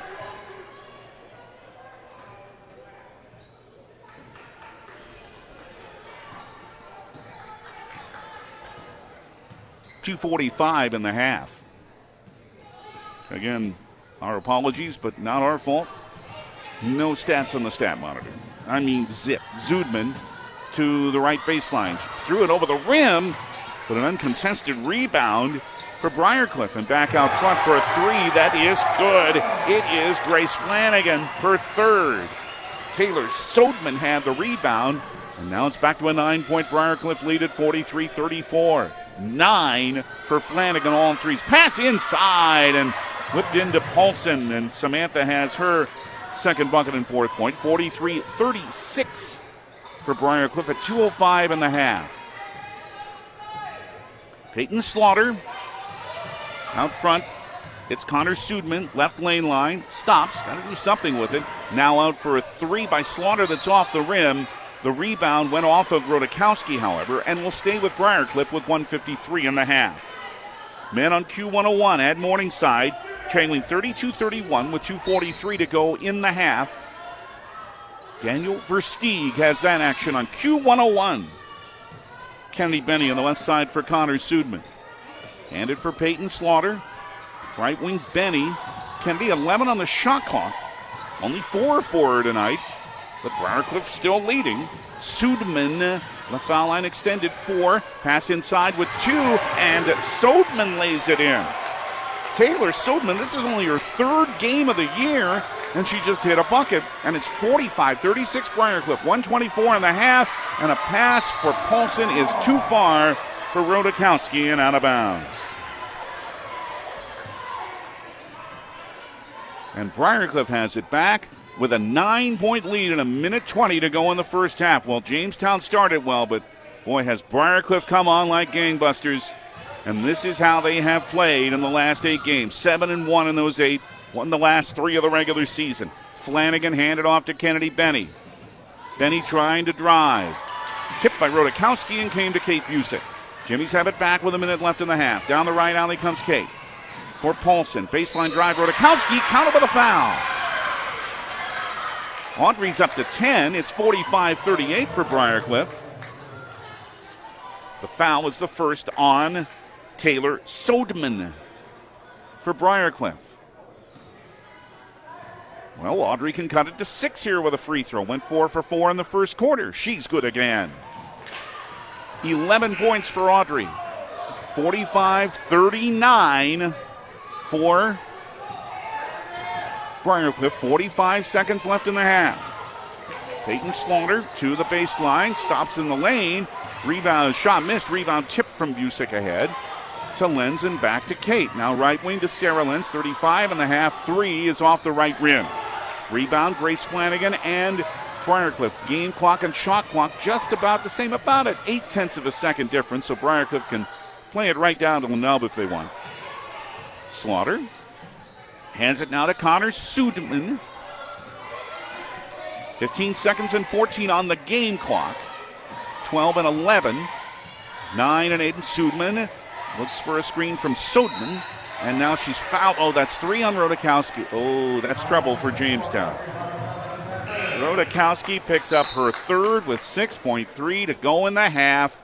And Hannah Hoggles back in for her. And Kate Cordes is in for Sarah Lenz. Well, can't blame Thad Sankey for wanting her on the court. But a third foul might be hurtful. Free throw good for Sudman. She's 6 for 6 and has 10. And has 9, I should say. She's looking for 10. 46-39 for Briar Cliff. They're both good. 6 seconds, 47-39 Briar Cliff. 4-3 across the timeline. Busick, top of the key, right wing. A 3 at the buzzer is good for Paulson. And that may give the Jimmies a little bit of a boost going into halftime. They're only down 5, as well as Briar Cliff has played. And Briar Cliff has played well, but the Jimmies are sticking with them. But it's a big night for Rachel Langle. She is leading with 11 for Briar Cliff, and Audrey Rodakowski has 11 for the Jimmies, but she takes 3 fouls into the second half of play. This is the GPAC Women's Quarterfinal at the Newman Flanagan Center at Briar Cliff University in Sioux City, and at the half, the Briar Cliff Chargers 47, the Jamestown Jimmies 42, and we'll update you as we go into the break. The Jimmie men now with a 5-point lead with just under a minute left in the half over Morningside here in Sioux City, 38-33. And again, that game is on Q101. Well, hopefully we'll have some numbers to tell you about the first half coming up, and we'll update the scores in both the women's and men's postseason that are going on tonight. Jamestown's women trailing Briar Cliff 47-42 at halftime here in Sioux City, Iowa. On Jamestown 107.1, this is the voice of the Jimmies. Looking for one of the best ATVs on the planet? Then check out Honda 4Trax Foreman. There are 3 models to choose from, and they all offer strong swing arm rear suspension that is perfect for hard work or towing. They all feature strong front and rear racks, plus a handy utility box for storage. So head to Gun & Reel Sports in 1st Street West, downtown Jamestown, and check out the new Honda Foreman. For riders 16 and older, Honda recommends all ATV riders take training course and read the owner's manual thoroughly. Where do you find the friendliest staff, largest selection, lowest prices, and the freshest produce? Hugo's in Jamestown. But what if you can't go to the store? Hugo's Family Marketplace offers online shopping. You can shop all the departments and all the sales at GoHugos.com. Choose pickup or Hugo's delivery service, and they'll do the in-store shopping for you. Hugo's Family Marketplace online shopping at GoHugos.com. You're gonna find more low prices, more great stuff when you go to Hugo's. Sign-on bonuses, $10,000 for full-time RNs or LPNs working PM or NOC shifts, and $10,000 for full-time NOC weekend package positions, and $5,000 for part-time PM shifts. Also offering $5,000 for full-time CNAs working PM shifts or weekend package, day, PM, or NOC shifts. Dietary positions available also. Apply at smphealth.org/Ave Maria. Hey, it's Sean with the Jamestown Country Club. Remember to get your membership for the upcoming season at our 18-hole championship course that hosts the FCCU Labor Day Classic, and we're the home course for the Blue Jays and Jimmie's men's and ladies golf teams. The Jamestown Country Club hosts an excellent bar and restaurant that is open to the public and has the only outdoor pool in the area. Contact the Jamestown Country Club today for your membership. And congratulations to the Minnesota Twins' Joe Mauer on his election into the Baseball Hall of Fame.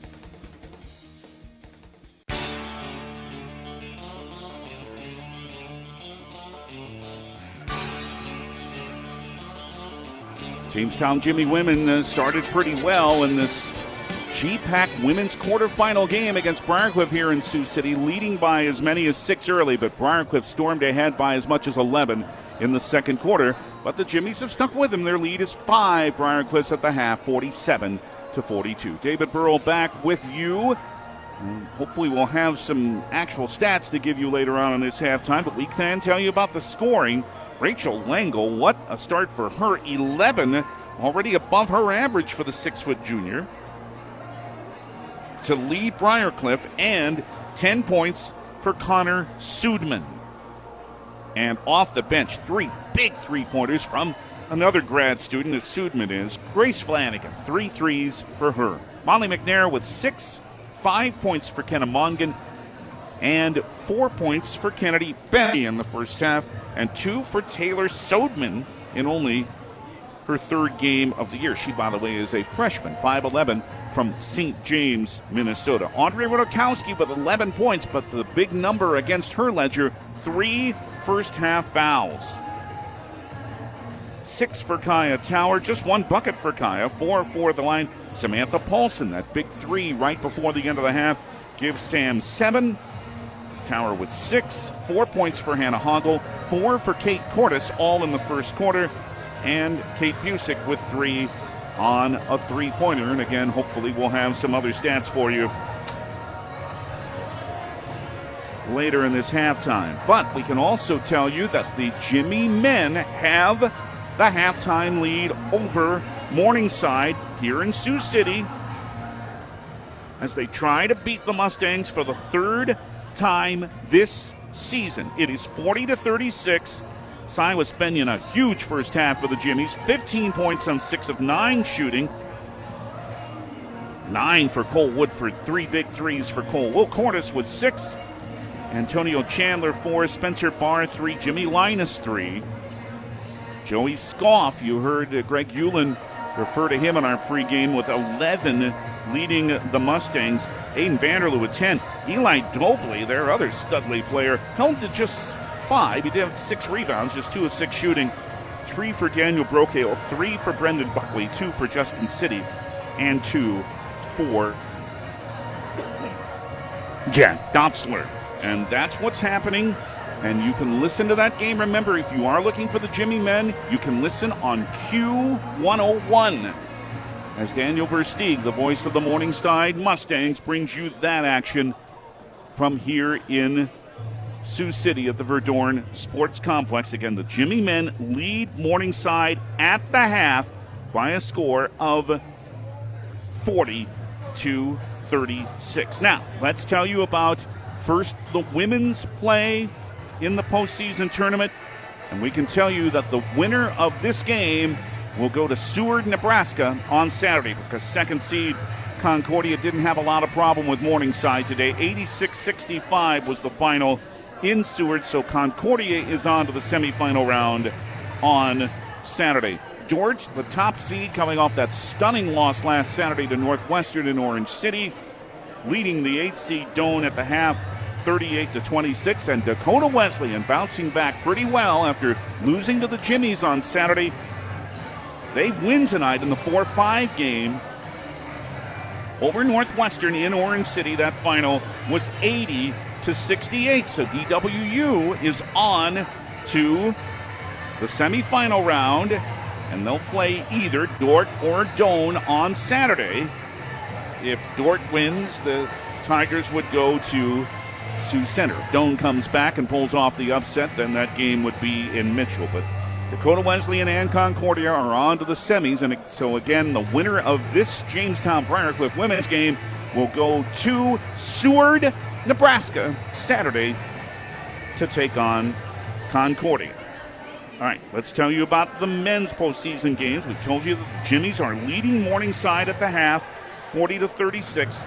Just one other game underway because Northwestern and Concordia are hosting women's and men's games tonight. But the one other game that is underway is Hastings leading Briar Cliff 39-26 at halftime in Hastings, Nebraska. So Hastings, who was one of the 3 teams that tied for that regular season title, that's the 2 seed against Briar Cliff, the 7 seed, and Hastings is up 39-26 at the half. The other games, which will start shortly, top seed Northwestern with their bid to the national tournament already secured because is out of that 3-way tie. They have the top seed for this tournament. They'll host Dakota Wesleyan. And Concordia, the number 3 seed, will host Dort, and that's coming up in Seward. But again, the Jimmie men in the 4-5 game, Jamestown the 5 seed, leaning the 4 seed Morningside at the half at the Rosen-Verdorn Sports Center in the Morningside University campus, 40-36. And again, you can listen to that game with Daniel Versteeg on Q101. Here at the Newman Flanagan Center at Briar Cliff University at the half, Jamestown Jimmies in women's play. Staying with Briar Cliff, at least relatively close. Big run for Briar Cliff early in the second quarter, had them as much as 11 up. Right now their lead is 5 over Jamestown at the half, 47-42. A break, then a look at the weather, and then we'll come back with the second half of play here in Sioux City. And I might be able to tell you some stats, then again I might not, who knows. On Jamestown 107.1, this is the voice of the Jimmies. How are you doing? Really? How are you doing? Are you taking the time to check in on you?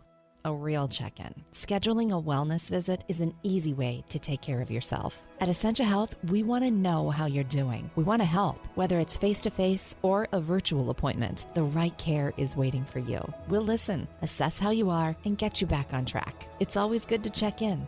Care like nowhere else. Essentia Health. Schedule online at essentiahealth.org.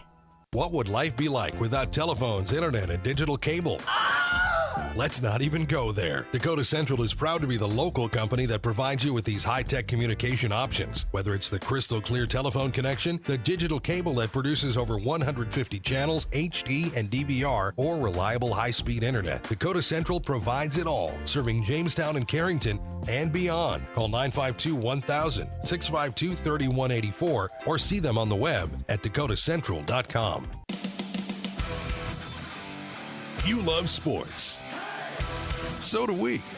You know, the thrill of victory and the agony of injury. Hey, injuries happen. Thankfully, JRMC Orthopedics is ready to act fast. Jamestown athletes and their fans can choose the home team for their care. Call 952-4878 for quick injury attention. Home Team Sports Medicine. It's right here at JRMC. Two Rivers Activity Center in Jamestown is now hiring. Track has openings for several part-time positions. Track offers a flexible schedule. We will work with you to make a schedule that fits your busy lifestyle. Track also offers a fun work atmosphere, and every employee of JPRD receives an employee pass, which provides free green fees at Hillcrest Golf Course, complimentary open skate at the Winter Sports Building, and free daily admission into Two Rivers Activity Center. Learn more about our open positions and apply online today at trackjamestown.com. Here is your Egg Central forecast from meteorologist Mick Kerr. Tonight, cloudy, low in the single digits above zero. Still continued a little cold after we had that beautiful start to the spring. Southeast winds tonight 5 to 15. It'll bring some warmth back to us. The 45-degree reading that we're expecting for tomorrow, in fact, with south winds at 10 to 20. Then on Friday, we're looking for near 50 degrees. And on Saturday, slight chance of snow, and mostly cloudy with temperatures back in the low to mid 30s. For more weather, log on to newsdakota.com.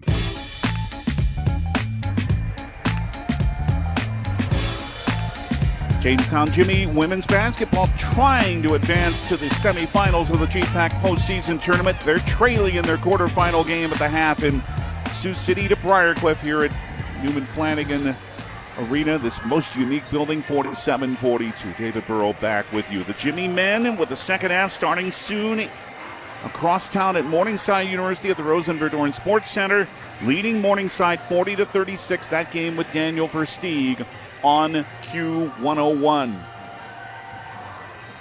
Jimmie's just now out of their locker room. A long talk by Thad Sankey. It's only a minute 45 or so left on the clock. Well,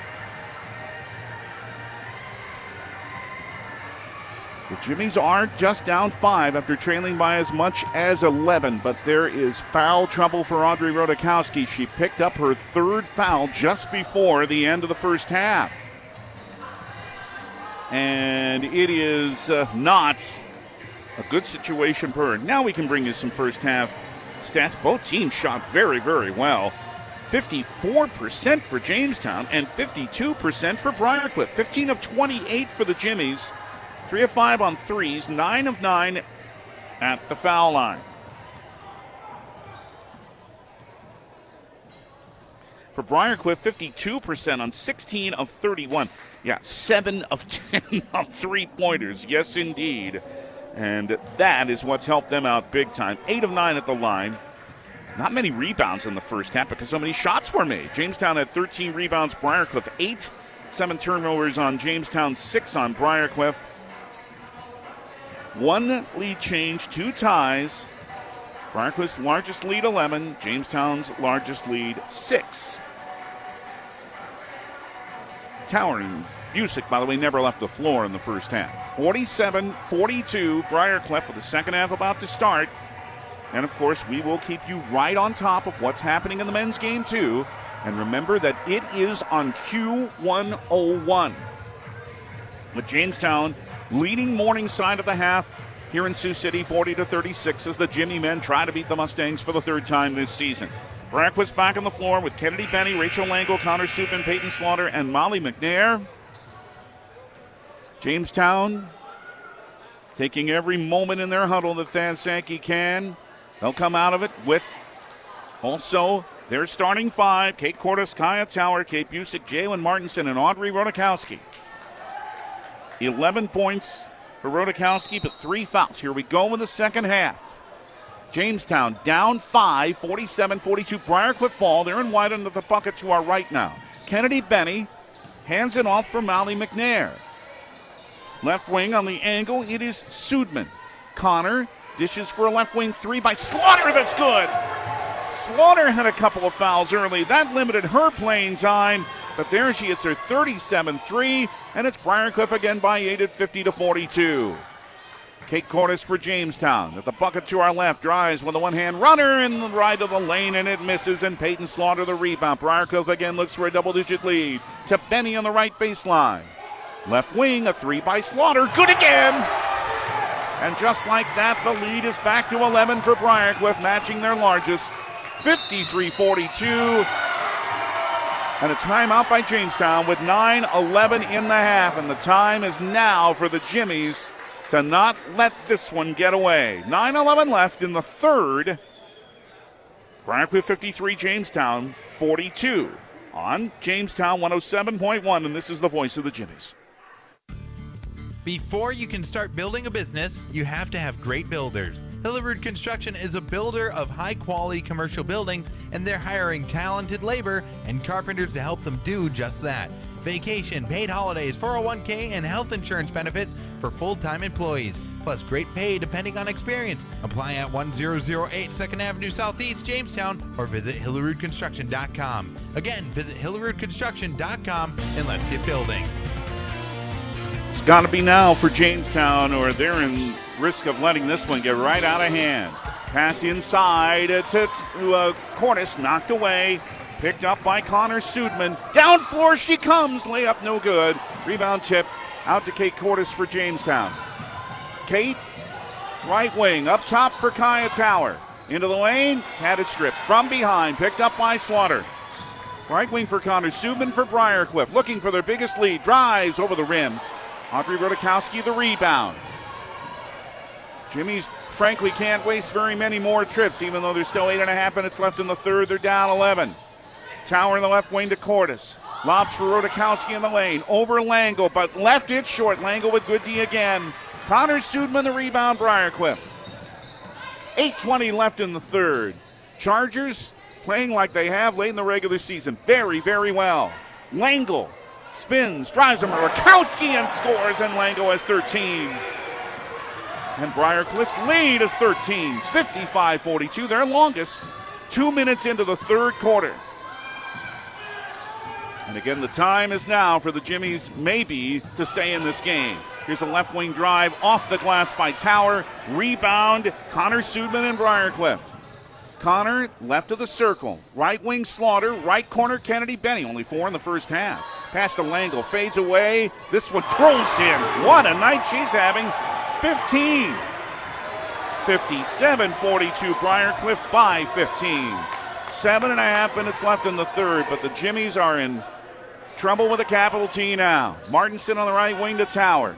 Somebody's got to step up and get a run going from the Jimmies' point of view. Cordes with a high ball screen. Rodakowski passes to Audrey. 8 on the shot clock. Drives for a layup. Good. 13 for the senior. 57-44 Briar Cliff. Tower trying to steal the inbounds pass and does on a dive. Martinson in the lane. Right wing. Tower. Ball fake out front to Kate Cordes. What a play Kaya just made. Cordes to the left block. Stopped by Lango. Lobs it back out front for Kate Busick. Still 14 on the shot clock. Kate into the middle of the right wing for Martinson. Jalen with a drive off glass and is fouled. Jalen had 7 early points. She's fouled here by Kennedy Benny. Her second, first team foul of the third quarter on Briar Cliff. Rodakowski out. Still with 3 fouls, but now with 13 points, and Hannah Hoggle back in. So Jalen Martinson to the line. 69% for the year. She has 2 here, and she hits the first, and the Jimmy still haven't missed tonight. They're 10 for 10. 57-45, Briar Cliff, 6:45 to go. Jamestown men leading Morningside 42-40. Just over 2 minutes into the second half. On Morningside's campus, they're both good for Martinson, who is out now, and Sarah Lenz is back in. 57-46, Briar Cliff, 6:40 to go. Again, the Jimmy men are in Q101 if you're looking for them.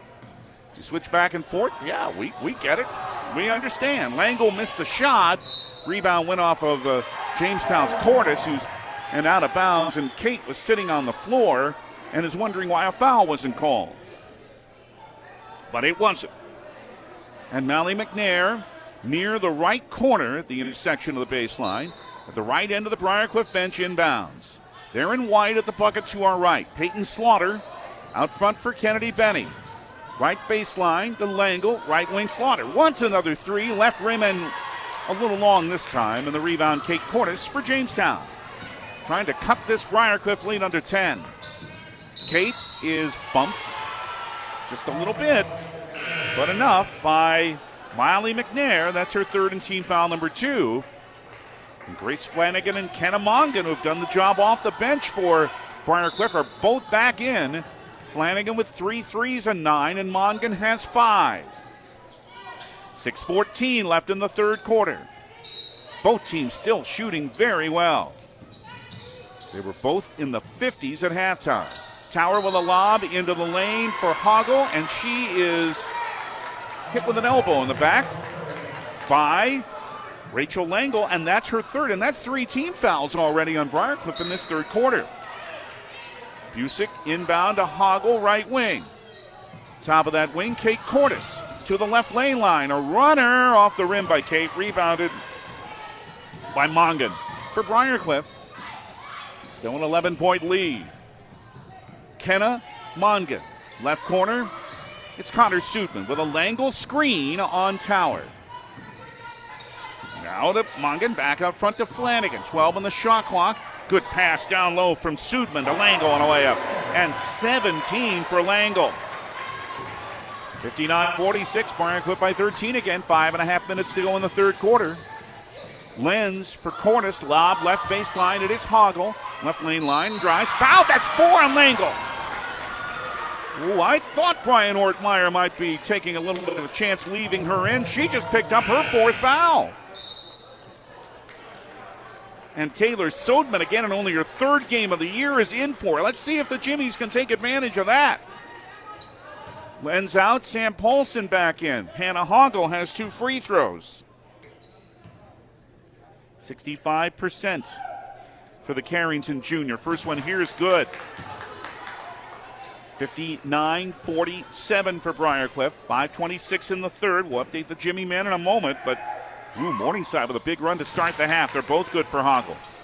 59-48 for Briar Cliff. 5:23 left in the 3rd quarter in Sioux City, where the Jimmie men are playing too on Q101. Kennedy Benny, right baseline, dumped it down low for Sodman, but it rolled off the rim. Rebound Samantha Paulson in Jamestown.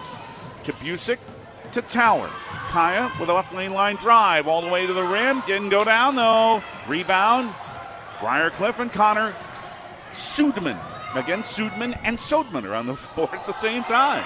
Triple team out front for an open Flanagan, but she walked. It was so open that she walked, and I'm shocked she didn't try a 3-pointer. Your home for UJ Jimmie. AM 1400 KQDJ Jamestown and 107.1 K296 HH Jamestown. Into Kaya Tower, 4:48 left in the 3rd. Briar Cliff 59, Jamestown 48. Left wing, Kate Busick at the basket just below us is where the Jimmies attack in the second half. Pass intended for Tower. There's Flanagan with a steal and in for a layup. Pass was a little too slow, and Flanagan now has 11. Again, a 13-point Briar Cliff lead. It's 61-48. 4:25 in the 3rd quarter. Rachel Langle, remember, on the bench with 4 fouls for Briar Cliff. Cordes top of the right wing. Kate drive on the baseline, off the rim. Hoggle couldn't grab the rebound. There's Grace Flanagan doing it again for Briar Cliff. Left wing, it is Sodman with a baseline jumper. Good. This freshman has 2 big buckets off the bench, and Briar Cliff's up by 15 again. 63-48, 4 minutes to go in the 3rd quarter. Slaughter defending Cordes, left wing. Lenz, an open 3 for the Jimmies. Kate's good. Or should say Busick. Kate Busick, not Sarah Lenz, but Kate Busick has 2 threes and 6 points. 63-51 Briar Cliff. Into the lane. Sudman with a drive on the left block. Fouled. She'll have 2 shots. It's on Hannah Hoggle of Jamestown, her second. First 3rd quarter team foul in the Jimmies, and Audrey Rodakowski's back in. And Reagan Johnson makes her first appearance tonight. 5'8" sophomore from Volga, South Dakota. 1.4 rebounds, or points, and a rebound per game. Flanagan will inbound left baseline to Kennemongan for a 3 that barely grazed the rim. Audrey Rodakowski, the rebound for Jamestown, who's down 12. 3:28 in the 3rd, 63-51 Briar Cliff. Tower into lane. Bounce for Rodakowski and laid it in. Nearly got away from Audrey, but she kept the handle on it. And 15 now for Audrey Rodakowski. 63-53 Briar Cliff. Kennemongan for the Chargers. Pass Johnson, blocked by Rodakowski, and then Audrey gained the rebound. Jimmies can cut it under 10. Rodakowski playing with 3 fouls. But Langle's on the bench with 4. Reagan Johnson to the left block. Out for Tower. Long 3 for Kaya is off the rim. Going for that rebound is Reagan Johnson. Bounce to Rodakowski. Baseline jumper on the right side. Rolled off both sides of the rim. Sudman the rebound. Reagan Johnson made a good offensive board though. Sodman with a left wing jumper. Rolled off. That nearly went in for 3. Johnson the rebound. Down floor to Busick. On top, it is a drive all the way to the hole and a layup by Paulson. 9 for Sam off the bench. Briar Cliff's lead cut to 8. 63-55. 2:16 left in the 3rd, and that's where it stands with a timeout by Briar Cliff head coach Brian Ortmeyer, the first one he's taken. The Jimmies are down to 2 left. Let's keep it here during this break, so we can tell you that in men's play on Morningside's campus, the Mustangs had a 10-2 run to start the second half, and now with just under 14 minutes to go. Morningside leads the Jimmies 48-46. And again, that game is available on Q101. Silas Benyon, a 15-point first half for Jamestown. That's where he still is. Joey Skloff with 13 for Morningside.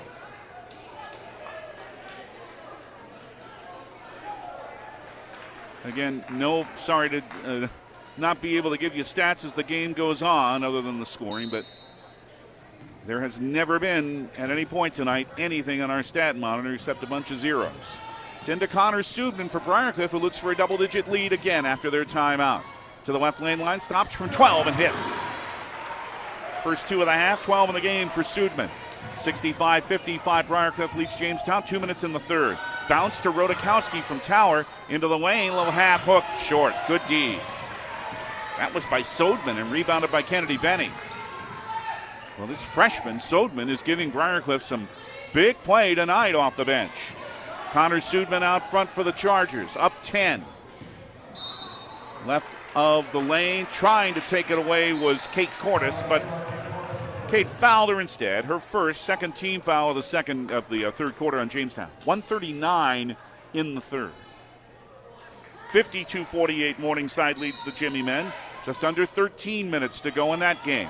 Pass is too far and out of bounds off the inbound. Overthrown by Flanagan to Slaughter, and Jamestown will inbound. Down 10. 99 seconds left, third quarter. Reagan Johnson, Kaya Tower, Audrey Rodakowski, Kate Cordes, and Samantha Paulson are the 5 on the floor for the Jimmies. Tower, right baseline, drives, misses. Tough night for her, rebounded by Sodman. Boy, she shot so well on Saturday in that 30-point game in the win over Dakota Wesleyan, 10-14. Sudman backs it out with 1:10 in the quarter, missed the shot. Sudman and Sodman, like we say, both on the floor. Rodakowski the rebound, and then a pass is thrown away. Reagan Johnson threw it past Kate Cordes and out of bounds. 1:06 in the third. In the backcourt, Briar Cliff will inbound against some pressure by Paulson. It's to Peyton Slaughter. 1 minute right now left in the third. Briar Cliff by 10, 65-55. To Kennedy Benny, now in the left corner. A three is short here by Slaughter. Gained her own board and drew a foul as she drove to the left block. Uh-oh, it's Rodakowski's fourth. Team foul number 3, so Rodakowski has 4, Lango has 4 for Briar Cliff, but that's hurtful for Jamestown. Rodakowski having an excellent game with 15. Peyton Slaughter with a couple of free throws. First, no good. Briar Cliff now 8 of 10 at the line. 51.5 left in the third quarter. Slaughter, the graduate student, hit the second. Jalen Martinson, Kate Busick back in for Jamestown. Sam Paulson and Reagan Johnson to Thad Sankey's bench. 51.5 seconds left in the third. Briar Cliff leading 66-55 over Jamestown. First round GPAC Tournament. Winner moves to the semifinal against Concordia in Seward, Nebraska, Saturday. Right wing Martinson, 15 on the shot clock. It's to Hoggle, right of the lane. Hannah drives on Sodman. Now out front. Martinson nearly lost it. Did. Benny stolen away. Shot clock off. It's back to Connor Sudman, and Briar Cliff can drain the remaining time in the third quarter. 15 seconds left. Cordes doesn't guard her closely. 10 seconds, 9. Sudman now starts her drive and is fouled by Cordes. Her second, team foul number 4, so no free throws. It'll just make Briar Cliff inbound again on the left side with Peyton Slaughter. Into Sudman, 5 seconds, 4. Martinson guards her. Left of the lane, the jumper missing. Hobble the rebound at the end of 3, but Jamestown's got some work to do in the last 10 minutes because Briar Cliff's playing well as they have lately, and leads Jamestown at the end of 3 in this GPAC Tournament quarterfinal here in Sioux City, 66 62-55 on Jamestown 107.1. This is the voice of the Jimmies. Need some custom screen printed t-shirts? Lots of t-shirts? You need originals. Originals! Or do you just need one shirt with your corporate logo for the new guy? Originals! Caps, jackets, U sizes, adult sizes, Blue Jay apparel, Jimmie apparel. You need originals. There you have it, folks. For custom printed apparel, embroidery, and work apparel, it's Originals. They can also do online stores for your sports team or business. 216 First Avenue, downtown Jamestown. Open 9 to 5 weekdays. Visit originals.com.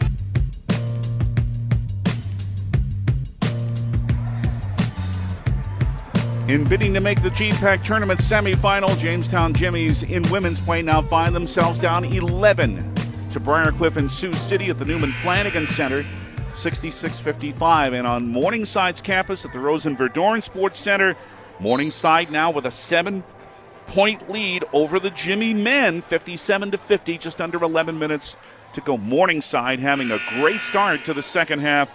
Boy, they had a 10-2 run to start the half, after Jamestown led by 4 at the break. Here, the Jimmie women down 11. They have Audrey Rodakowski on the bench with 4 fouls. Jamestown with the arrow on the ball to start the fourth quarter. Busick on a high post for Hannah Hoggle. Out front to Kate Cordes. Neither she nor Tower have many good looks tonight. And the passes eluding Jalen Martinson and out of bounds, and the Jimmies turn it over. And Briar Cliff has it back for their first possession of this fourth quarter. Winners of the postseason tournament a year ago, the third seed this time around. Left wing 3 is missing here by Flanagan, but an offensive board. Flanagan again with a 3. This one's off the front rim. Rebound. Cordes had it stolen away by Peyton Slaughter. Briar Cliff has it back. Flanagan left wing. Kennedy Benny a drive in the lane. She's fouled. Benny with only the 1 bucket tonight and 4 points, but she'll have 2 free throws here. The third on Hannah Hoggle. First in the fourth quarter, so Hoggle's third. Rodakowski remains on the bench with 4. Benny short on the first free throw, so she remains with 4 points. Langle leading Briar Cliff with 17, but she's on the bench with 4 fouls. They're both missing for Benny. And the rebound, Kate Cordes and Jamestown. Down 11 still, 66-55, 9:09 to go. Kaya Tower out front, guarded by Molly McNair. To the middle of the lane for a drive and a layup that's good. Second bucket of the game for Kaya. She's up to 8, first 2 of the half. 66-57 Briar Cliff. Now the Jimmies need stops. 8:10:50 to go. It's a drive, left lane line, and Sudman's able to lay it in. 14 for Connor Sudman. 68-57. Again, Briar Cliff by 11 with 8:38 left. Kate Cordes wants a screen from Martinson. It's back to Jalen for a right wing 3. Banks misses. Martinson gained her own board. Drove in, made the layup, but the foul was before she hit it. But Jamestown will inbound after the third foul on Peyton Slaughter. Megan Oswalt, Sam Paulson back in. Martinson out, Hoggle out. 8:29 left. Jimmies need some offense. They're going to go with a smaller unit here. Tower out front to Paulson. Left wing Cordes at the top. 12 on the shot clock. Cordes, Flanagan giving her problems. Right wing Paulson. 6 on the timer. To Cordes, top of the right wing. 3 to shoot. Jumper right of the lane is off the rim. Paulson couldn't reach the rebound. It went off Briar Cliff. Boy, it looked like almost she went on a Briar Cliff player's back, but no foul called. And the Jimmies have 20 on a new shot clock. 8:09 left, but down 11 at Briar Cliff. 68-57. Men down 4 with just under 10 minutes left at Morningside. 58-54. It's on Q101. A foul away from the ball. An offensive foul on Jamestown. Kate Busick caught with a moving screen. Her third. Jamestown's second team foul in the fourth. 8 minutes left. Briar Cliff 68, Jamestown 57. Sudman with a drive to McNair on the baseline. That's good. And Molly McNair has her first bucket since the first quarter. She has 9, 70-57 for Briar Cliff. Pass down low for a layup by Megan Oswald. That's good. 70-59 Briar Cliff, but trading buckets won't do Jamestown any good now. 7:35 to go. Flanagan, middle of the left wing. Cordes tried to knock it away. Flanagan regained it, handed it in the left corner for Peyton Slaughter. To the left baseline now. Penny on the angle. McNair between the rings to Sudman. Right foul line extended. Right corner, Grace Flanagan. Another three is good. Her fourth of the game. She has 14, and she has 63 three-pointers now this year. And it's 73-59 Briar Cliff. And as Cordes drove, she's fouled by Flanagan, her second. Second team foul on Briar Cliff. How long will Audrey Rodakowski be on the bench now? Picked up her fourth foul, just like last Saturday, late in the third quarter. Tower into the lane. A runner with one hand missing. Tried to gain the rebound, couldn't, and then in frustration, she pushed Slaughter after Peyton gained the rebound. Second on Tower, the third on the Jimmies. 7:01 left. Men's play, 8:45 to go. Morningside leading Jamestown 62-59. A good one on Q101. Jimmie men trying to beat Morningside for the third time and advance to the semifinal. Drive here by Sudman. She's fouled by Samantha Paulson. Her second. That's 14 fouls on Jamestown already, and there's still 6:51 left in the fourth quarter. And Briar Cliff's a good foul shooting team. 77%. They're in 11th in the country. Right wing Kennedy Benny to the baseline. Fouled. Cordes, or Tower it is, her third.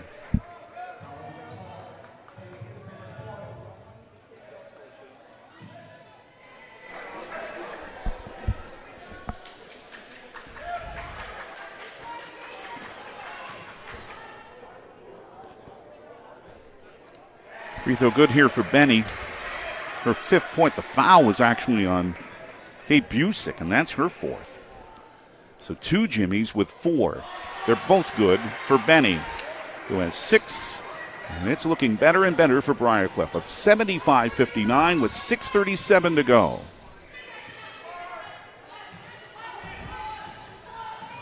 Kate Cordes trying to keep it away from Slaughter. Drives to the baseline, but off the rim. That's just the way it's gone since the first quarter for Jamestown. Rebound, tipped by Peyton Slaughter to Kennedy Benny, and Briar Cliff is in charge in this game, up 16 with 6:15 left. They're playing like they did last Wednesday night. Jimmies are playing better than they did last Wednesday, but this Charger team is strong. And a drive to the hole counted for Benny with a foul, and it's an 18-point lead. Kaya Tower with the foul. That is 3 on her. And that's team foul number 5. But the bucket goes 77-59 for Briar Cliff. And Benny completes the three-point play, and she's up to 9 points. And the 19-point Briar Cliff lead has them well on their way to the semifinal. And head coach Thad Sankey of Jamestown wants timeout. 6:04 left. Both Jamestown teams in a little trouble. The women especially down 78-59 to Briar Cliff on Jamestown 107.1, and this is the voice of the Jimmies. Johnny B's Brickhouse, famous for their pizza, but wait, there's pasta, and their amazing wings, and fresh ground hamburgers, tasty salads and appetizers too. And for dessert, you can't beat their sweet sticks. Come on out for Tuesday night trivia and live entertainment every Thursday night. The place to be is Johnny B's, smack dab in the middle of Main Street, downtown Jamestown. And remember, for delivery and carryout, call 952-8777.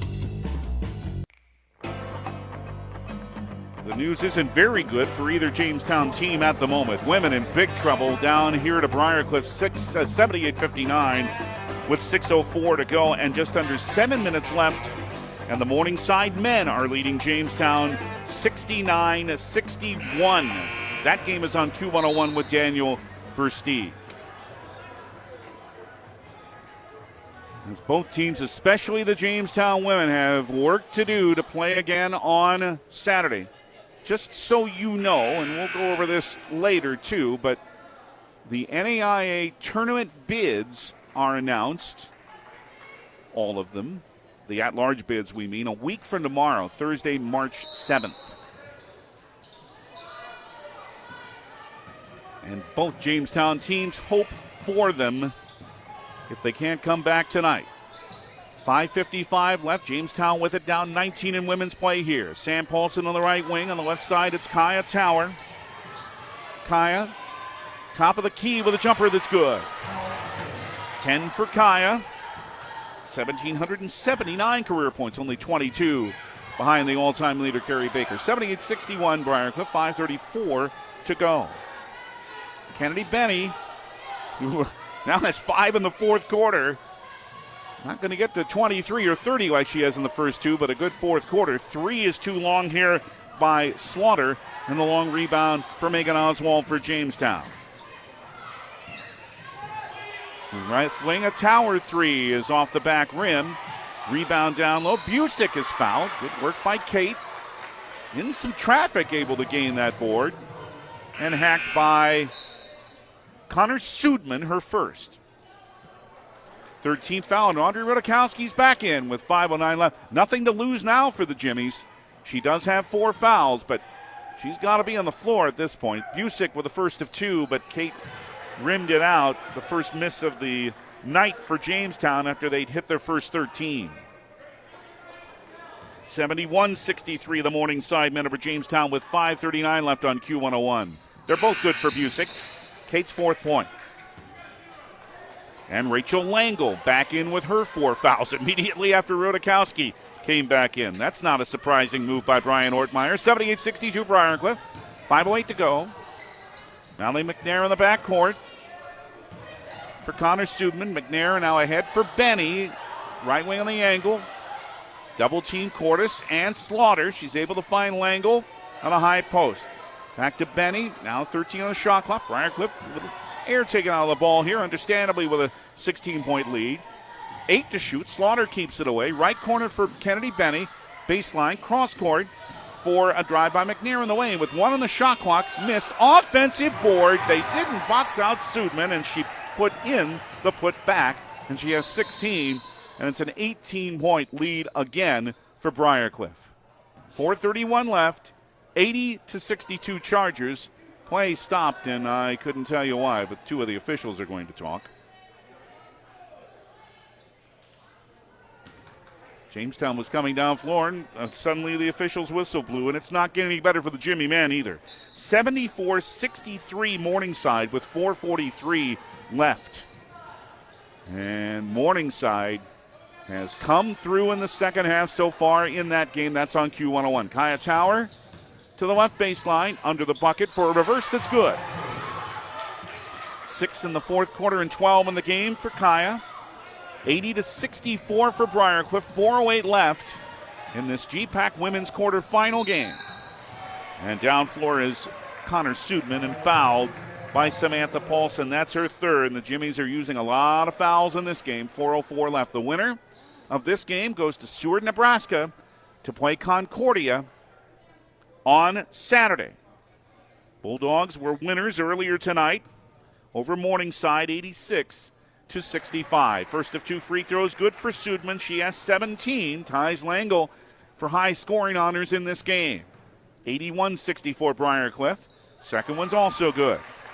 82-64 Chargers, 4:04 to go. Kate Busick, left wing on the angle to Audrey Rudakowski.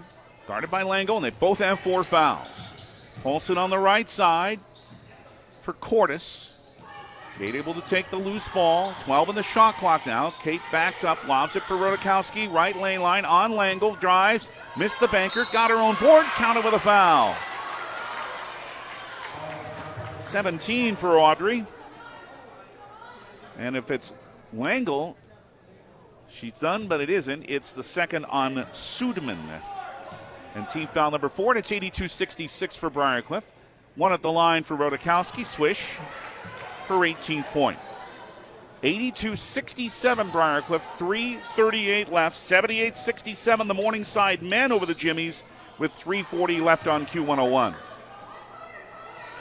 Peyton Slaughter and a pass stolen away. Sam Paulson another good play, and then she's fouled by Kennedy Benny.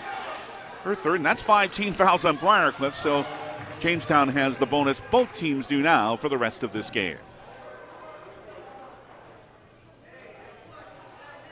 Sam has not been there tonight for the year. 19 of 24. That's 79% for this ever-improving freshman from Zimmerman, Minnesota.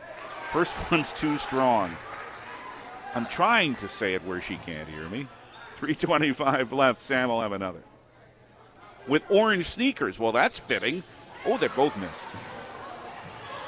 Rebound Connor Subman and Briar Cliff, and the Chargers are in charge, up 15.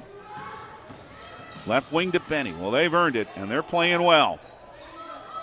And if they hold on, that's going to be some kind of a game in Seward against Concordia on Saturday. Benny on the right wing. Bounce down low from Subman to Langle. For a layup, Rachel Langle has 19. 84-67, Briar Cliff, 2:55 left. And the Jimmies, now it might be time to wait 8 days. Here's a right wing three, long by Paulson. Offensive board, Rodakowski. Couldn't put it back, though. Gained it again. Left it short. Rebound, Connor Subman. 2:38 left. And 3 minutes to go. And Morningside now leads the Jimmie men 80-67. And in orange and black, this is not apparently going to be a good night. Slaughter on the right wing on the angle for Briar Cliff with 2:18 to go. Now from the foul line, a jumper by Subman with 2 on the shot clock misses. Kate Cordes the rebound, long down floor to Paulson. Sam drives and hits a layup. 11 for Sam. 84-69 for Briar Cliff, down to 2 minutes remaining here. 16-point Morningside men's lead over Jamestown, 83-67, with 2.5 minutes to go.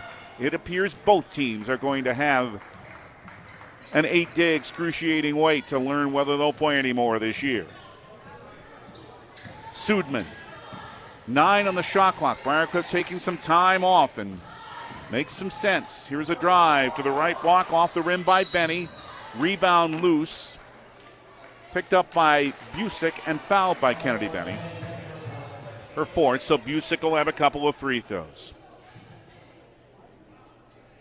Well, it's not going to be a good night or a good trip in the end to Sioux City for the Jamestown teams, as they're both trailing now big late in their games. Kate Busick split a couple of free throws earlier, hits this one. Kate's 5th point. 84-70 Briar Cliff with 93 seconds to go. All the Jamestown players off the line. The other 4 they're talking with Thad Sankey. The second one's good for Busick. 84-71 for Briar Cliff. Down to 1:33 left. Jamestown calls their last timeout. We'll keep it here. They're in a timeout, by the way, at the Rosen Verdorn Sports Center, so it remains 83-67 Morningside over Jamestown in men's play with 2:37 to go. And Eli Dobley has come through. He's having a big second half. He's up to 21. Joey Scoff with 19 for Morningside. Silas Benyon, 19 for Jamestown. He had 15 of those in the first half. Cole Woodford, 14 and 4 threes. Will Cordes, 12. By the way, Jack Dotzler has 16, and Aiden Vanderloo 15 for Morningside. And it's looking like they're going to move on to Saturday unless there's a miracle there. And that's what it's going to take for Jamestown here in women's play, down 84-71 with 1:33 left. Again, we will find out a week from tomorrow, Thursday, March 7th. It appears that's what it's going to be down to see whether one or both Jimmie teams get at-large bids to the NAIA Women's Tournament. You know, Jamestown, and we'll ask Thad Sankey about this, they've got to feel like they have a pretty good case. They beat Briar Cliff when they were a top 10 team. They beat Providence, a ranked team. They beat Concordia, a ranked team. And the Concordia and Briar Cliff wins, of course, both on the road. They played so well on the road. Strength of schedule's got to be pretty good for the Jimmie women. They certainly have a case. If they can't come back, they'd be 17 and 12. Olsen trying to strip it away, but it's regained by Peyton Slaughter with 1:25 to go. And it's to Connor Sudman into the front court for Briar Cliff. Looking like they're going to Seward, Nebraska on Saturday for what should be a superb game of Concordia. Nice steal by Sam Paulson. How she has played in the second semester. Left wing three is missing. And the long rebound rundown. Good play by Mallie McNair to knock it away from Kate Busick. But then the pass is stolen. Hey, it's Sam Paulson again. Drives and fouled hard by Peyton Slaughter. Well, she got all of that foul down to a minute to go.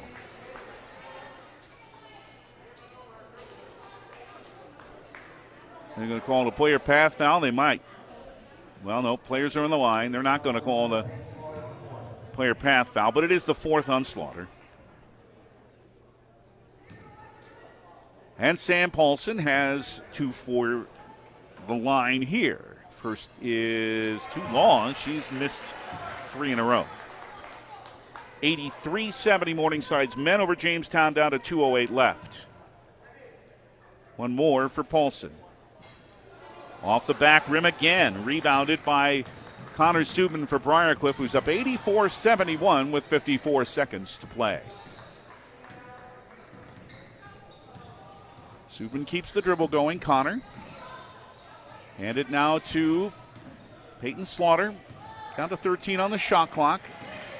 Briar Cliff's going to have win number 21 and played well again tonight. Left corner McNair wants a 3. It's off the right rim. Langle with the offensive board with 30 seconds to go. Fans are standing. The Briar Cliff bench is standing. This team deserves the applause. They have played well. Benny in a double team draws a foul here on Jamestown with 21.4 left.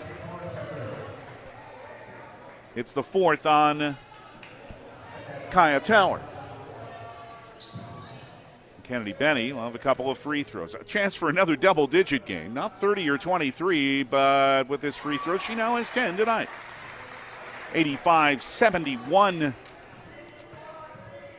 for Briar Cliff with 21.4 left. One more for Benny. Good. 86-71 BCU. 19 seconds to go.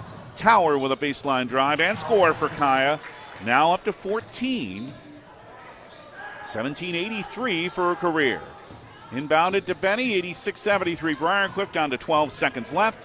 Will Jamestown foul? Apparently not. Subman will back it out. They won't foul, and this will end. And now the Jamestown Jimmie women must wait to see if they play anymore, because the Briar Cliff Chargers have eliminated them from the GPAC Women's Postseason Tournament in the quarterfinal round. Final score here at the Newman Flanagan Center in Sioux City. The Briar Cliff Chargers 86, the Jamestown Jimmies 73. Briar Cliff on to the semifinal round with a record of 21-8. Jamestown now must wait to learn about the fate of the rest of their season, if there is going to be any more. They are at 17-12.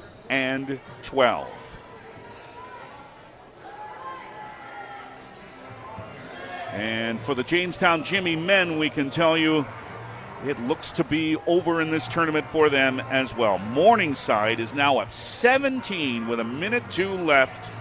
89-72 over Jamestown. In fact, let's check it out with Daniel Versteeg. Originals. There you have. And they're in a break right now, but the Jimmies in men's play have been run over by Morningside in the second half after they have lost twice this season to the Mustangs. If the final numbers from this game, will have a visit, we hope, from head coach Thad Sankey. I'm sure he will. Under a minute left. Let's go to Daniel Versteeg at Morningside University. They'll throw it into City. City dribbles a couple of times, needs some help, hands it off. Here's Vanderloo into the front court. Buckley drives off the rim, does not go. Rebound put up is good for Scoff. That's a big bucket again after really good pressure. And that's the 10th offensive rebound for the Mustangs. They've been able to get on the offensive glass and get the second chance opportunities. Here is Benyon, drives in, off the glass, does not go. Here's Morningside, fast break. City slams it home, explanation point. Jimmie's coming back the other way. Cortez dishes to top. Lob it down to Cortez.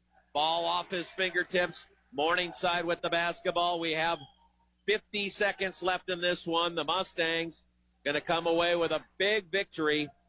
4 over number 5, and their first win over the Jimmies in this season, and the last time they'll probably play the Jimmies. Yeah, it's just one of those where you can get this one. Obviously, you were beat twice this season, and it's a testament to the Mustangs and how hard they've played down the stretch here and getting the grinder win at home. Morningside held on to the basketball, and they take the shot clock violation and hand the ball back over to the Jimmies at 24.9 seconds left. And Jimmies will slowly walk it across into the front court. The game is over. No need to pick up any more points. Gonna run that baby down. And the Mustangs on to the second round of the GPAC tournament. To be determined who they play, where they play. If it's at Northwestern, there's only one game there now. Yep. That is the final score, 89-72 on the People's Bank scoreboard. And our thanks to Daniel Versteeg and to Fox Sports 620 here in Sioux City.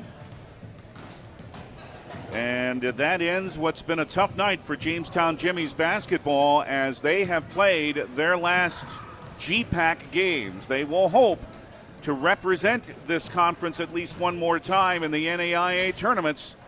But again, we have to wait 8 days to find out about that. So the final scores tonight in men's play in the tournament quarterfinal. Morningside over Jamestown 89-72. And here it is Briar Cliff winning over the Jimmies as well to take the victory. We'll go over the final numbers, hopefully a visit with head coach Thad Sankey coming up after Briar Cliff's victory over Jamestown. And there's more on the way for you from Sioux City on Jamestown 107.1. And this is the voice of the Jimmies. Looking for one of the best ATVs on the planet? Then check out Honda 4Trax Foreman. There are 3 models to choose from, and they all offer strong swing arm rear suspension that is perfect for hard work or towing. They all feature strong front and rear racks, plus a handy utility box for storage. So head to Gun & Reel Sports in 1st Street West, downtown Jamestown, and check out the new Honda Foreman. For riders 16 and older, Honda recommends all ATV riders take training course and read the owner's manual thoroughly. Where do you find the friendliest staff, largest selection, lowest prices, and the freshest produce? Hugo's in Jamestown. But what if you can't go to the store? Hugo's Family Marketplace offers online shopping. You can shop all the departments and all the sales at GoHugos.com. Choose pickup or Hugo's delivery service, and they'll do the in-store shopping for you. Hugo's Family Marketplace online shopping at GoHugos.com. You're gonna find more low prices, more great stuff when you go to Hugo's. Sign-on bonuses, $10,000 for full-time RNs or LPNs working PM or NOC shifts, and $10,000 for full-time NOC weekend package positions, and $5,000 for part-time PM shifts. Also offering $5,000 for full-time CNAs working PM shifts or weekend package, day PM or NOC shifts. Dietary positions available also. Apply at smphhealth.org/Ave Maria. Hey, it's Sean with the Jamestown Country Club. Remember to get your membership for the upcoming season at our 18-hole championship course that hosts the FCCU Labor Day Classic, and we're the home course for the Blue Jays and Jimmie's men's and ladies golf teams. The Jamestown Country Club hosts an excellent bar and restaurant that is open to the public and has the only outdoor pool in the area. Contact the Jamestown Country Club today for your membership.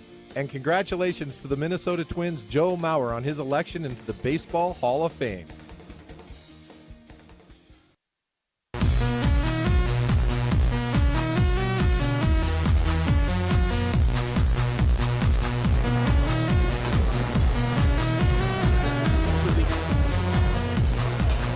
Is it the end of Jamestown Jimmie's basketball in 23-24, where both teams certainly hope not, but it is the end of GPAC conference play for both men's and women's teams after 6 years, as they are both beaten tonight in the quarterfinal round of the GPAC Tournament. Morningside's men rallied to beat the Jimmies 89-72, 53-32. They outscored Jamestown in the second half. Well, here, after Jamestown led early in women's play, Briar Cliff came back and took an 85-73 win, led by the 19 points of Rachel Langle, who, even with the foul trouble, had a superb game. 9 of 10 shooting for the junior from Lamar's, Iowa. And not only that, Connor Sudman, the graduate student from Trainer, Iowa, had a triple-double in this game. 18 points, 10 rebounds, and 10 assists. Sudman, a triple-double. Grace Flanagan off the bench, another graduate student, at 14. She had 4 3-pointers tonight. 10 points for Kennedy Benny. She also had 5 assists. Allie McNair with 8. Peyton Slaughter with 7. Kennemongan 5. Taylor Sodman with 4 points. For Jamestown, Audrey Rudakowski playing in foul trouble a lot of the game. Another frustrating night for Audrey.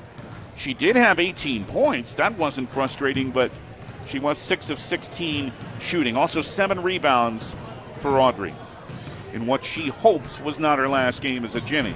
Kaya Tower hopes for the same thing.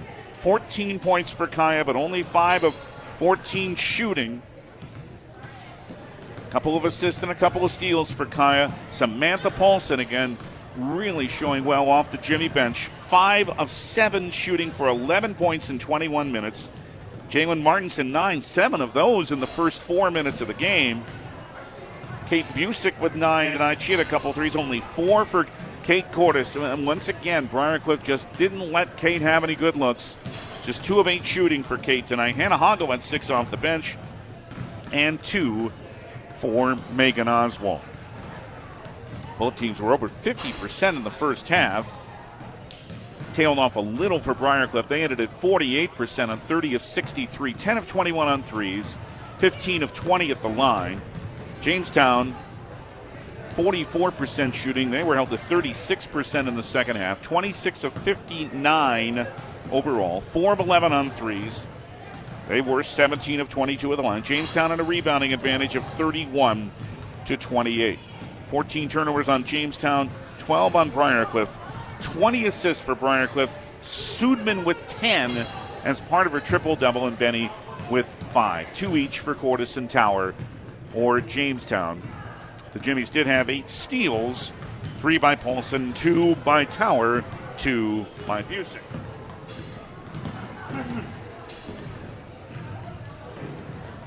Lead changed hands once. Jamestown did have the lead very early on. They were up by 6 about 3 minutes into the game, but then Briar Cliff took over from there and led by as many as 19, and they win by 12, 85-73 for win number 21. And they go to Seward, Nebraska on Saturday for the semifinal round of the GPAC Women's Tournament, taking on the 2nd seed Concordia. The Mustangs were winners tonight over Morningside.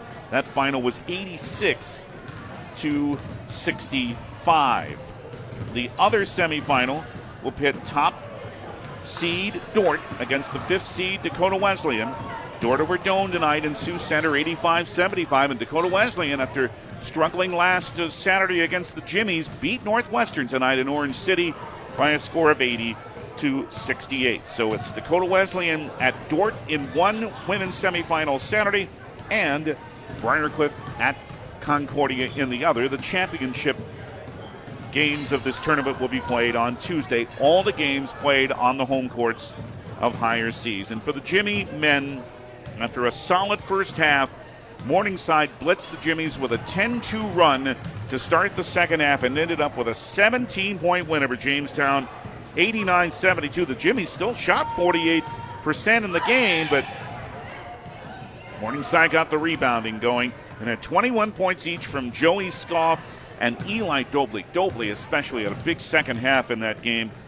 9 rebounds and 4 assists also for Dobley, 4 rebounds and 5 assists for Scoff. Jack Dotzler had 16 for Morningside, also 4 rebounds and 5 assists, and Aiden Vanderloo had 15. Silas Benyon led the Jimmies in that game with 19, 7 of 13 shooting, hit a 3, 5 rebounds and 5 assists. Cole Woodford 14. Cole had 4 3-pointers. Will Cordes had 12, 9 for Antonio Chandler, 8 for Colby Vasquez. Jimmie Linus limited to 7, just 5 shots for Jimmie, 3 of 5. He also had 6 rebounds. So Jamestown, the men have to wait as well. Their 5-game winning streak comes to an end, and like the women, their record also 17-12.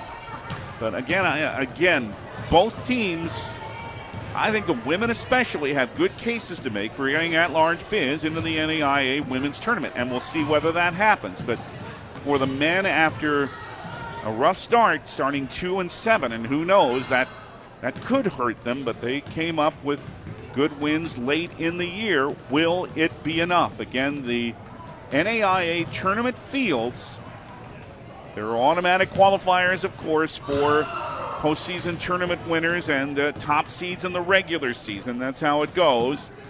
Think of how the NCAA tournament now does it with, in that instance, the top seed in what they call a mid-major getting no worse than the NIT. Well, the top seed in NAIA basketball in a postseason tournament automatically qualifies for the NAIA tournament.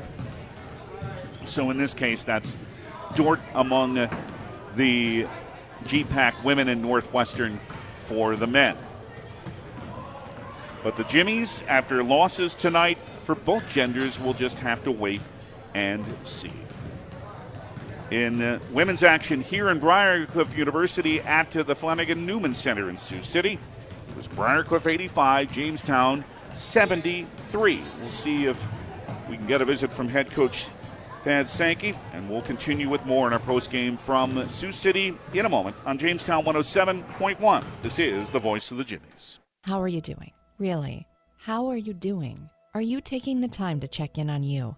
A real check-in. Scheduling a wellness visit is an easy way to take care of yourself. At Essentia Health, we want to know how you're doing. We want to help. Whether it's face-to-face or a virtual appointment, the right care is waiting for you. We'll listen, assess how you are, and get you back on track. It's always good to check in. Care like nowhere else. Essentia Health. Schedule online at essentiahealth.org. What would life be like without telephones, internet, and digital cable?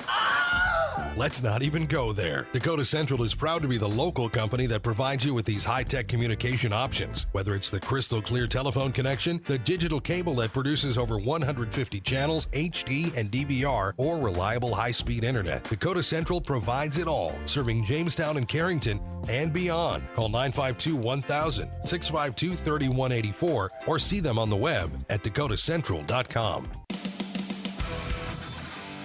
You love sports. So do we.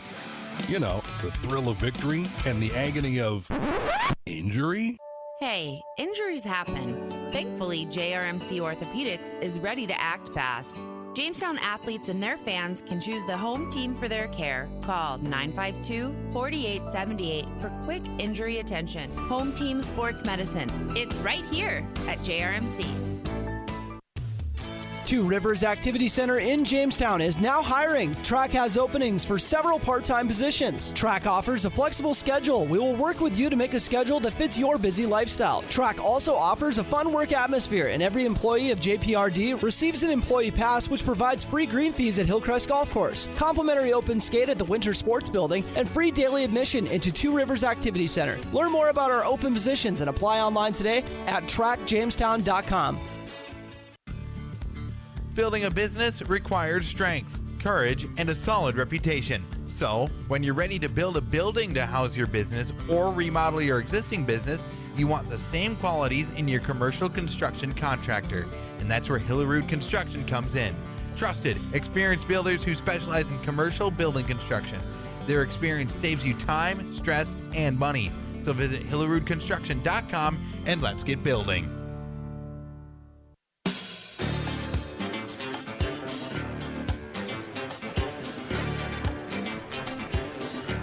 Women's play in the GPAC quarterfinal after the Jamestown Jimmies won here against Briar Cliff here in Sioux City earlier in the season. Not tonight. Briar Cliff just too much for a lot of this game. Built up as much as a 19-point lead and beat Jamestown by 12 by a score of 85-73. And for the Jimmie men, it was a loss at Morningside, 89-72. So their 5-game winning streak comes to an end. So both Jamestown teams out in the quarterfinal round of their last GPAC tournament. Now we'll see whether what these teams have put together are good enough for NAIA tournament bids. Again, those will be announced a week from tomorrow, Thursday, the 7th of March. Let's tell you about the other men's games. We've told you about all of the women's action, and we told you about the Jimmie's loss to Morningside. The 2-seed Hastings over Briar Cliff tonight. That was in Hastings at Lynn Farrell Arena. 76-61 was that final. That's the only other game besides the Jimmie's game that has finished. The other 2 games are underway in Orange City. Top seed Northwestern leading Dakota Wesleyan 39-27 just starting the second half. And in Seward tonight, it is Dort, the number 6 seed, leading the 3-seed Concordia 43-40 as the second half is getting underway in that game. If Northwestern can hang on against Dakota Wesleyan, then that's where Morningside would go on Saturday. Hastings knows they're going to host on Saturday against either Dort or Concordia. So an interesting second half of that game to come in Seward tonight. That's in men's action. But there will be no action for either Jamestown Jimmie's team on Saturday. There will be tomorrow for the Jamestown Blue Jays as both teams make the WDA tournament.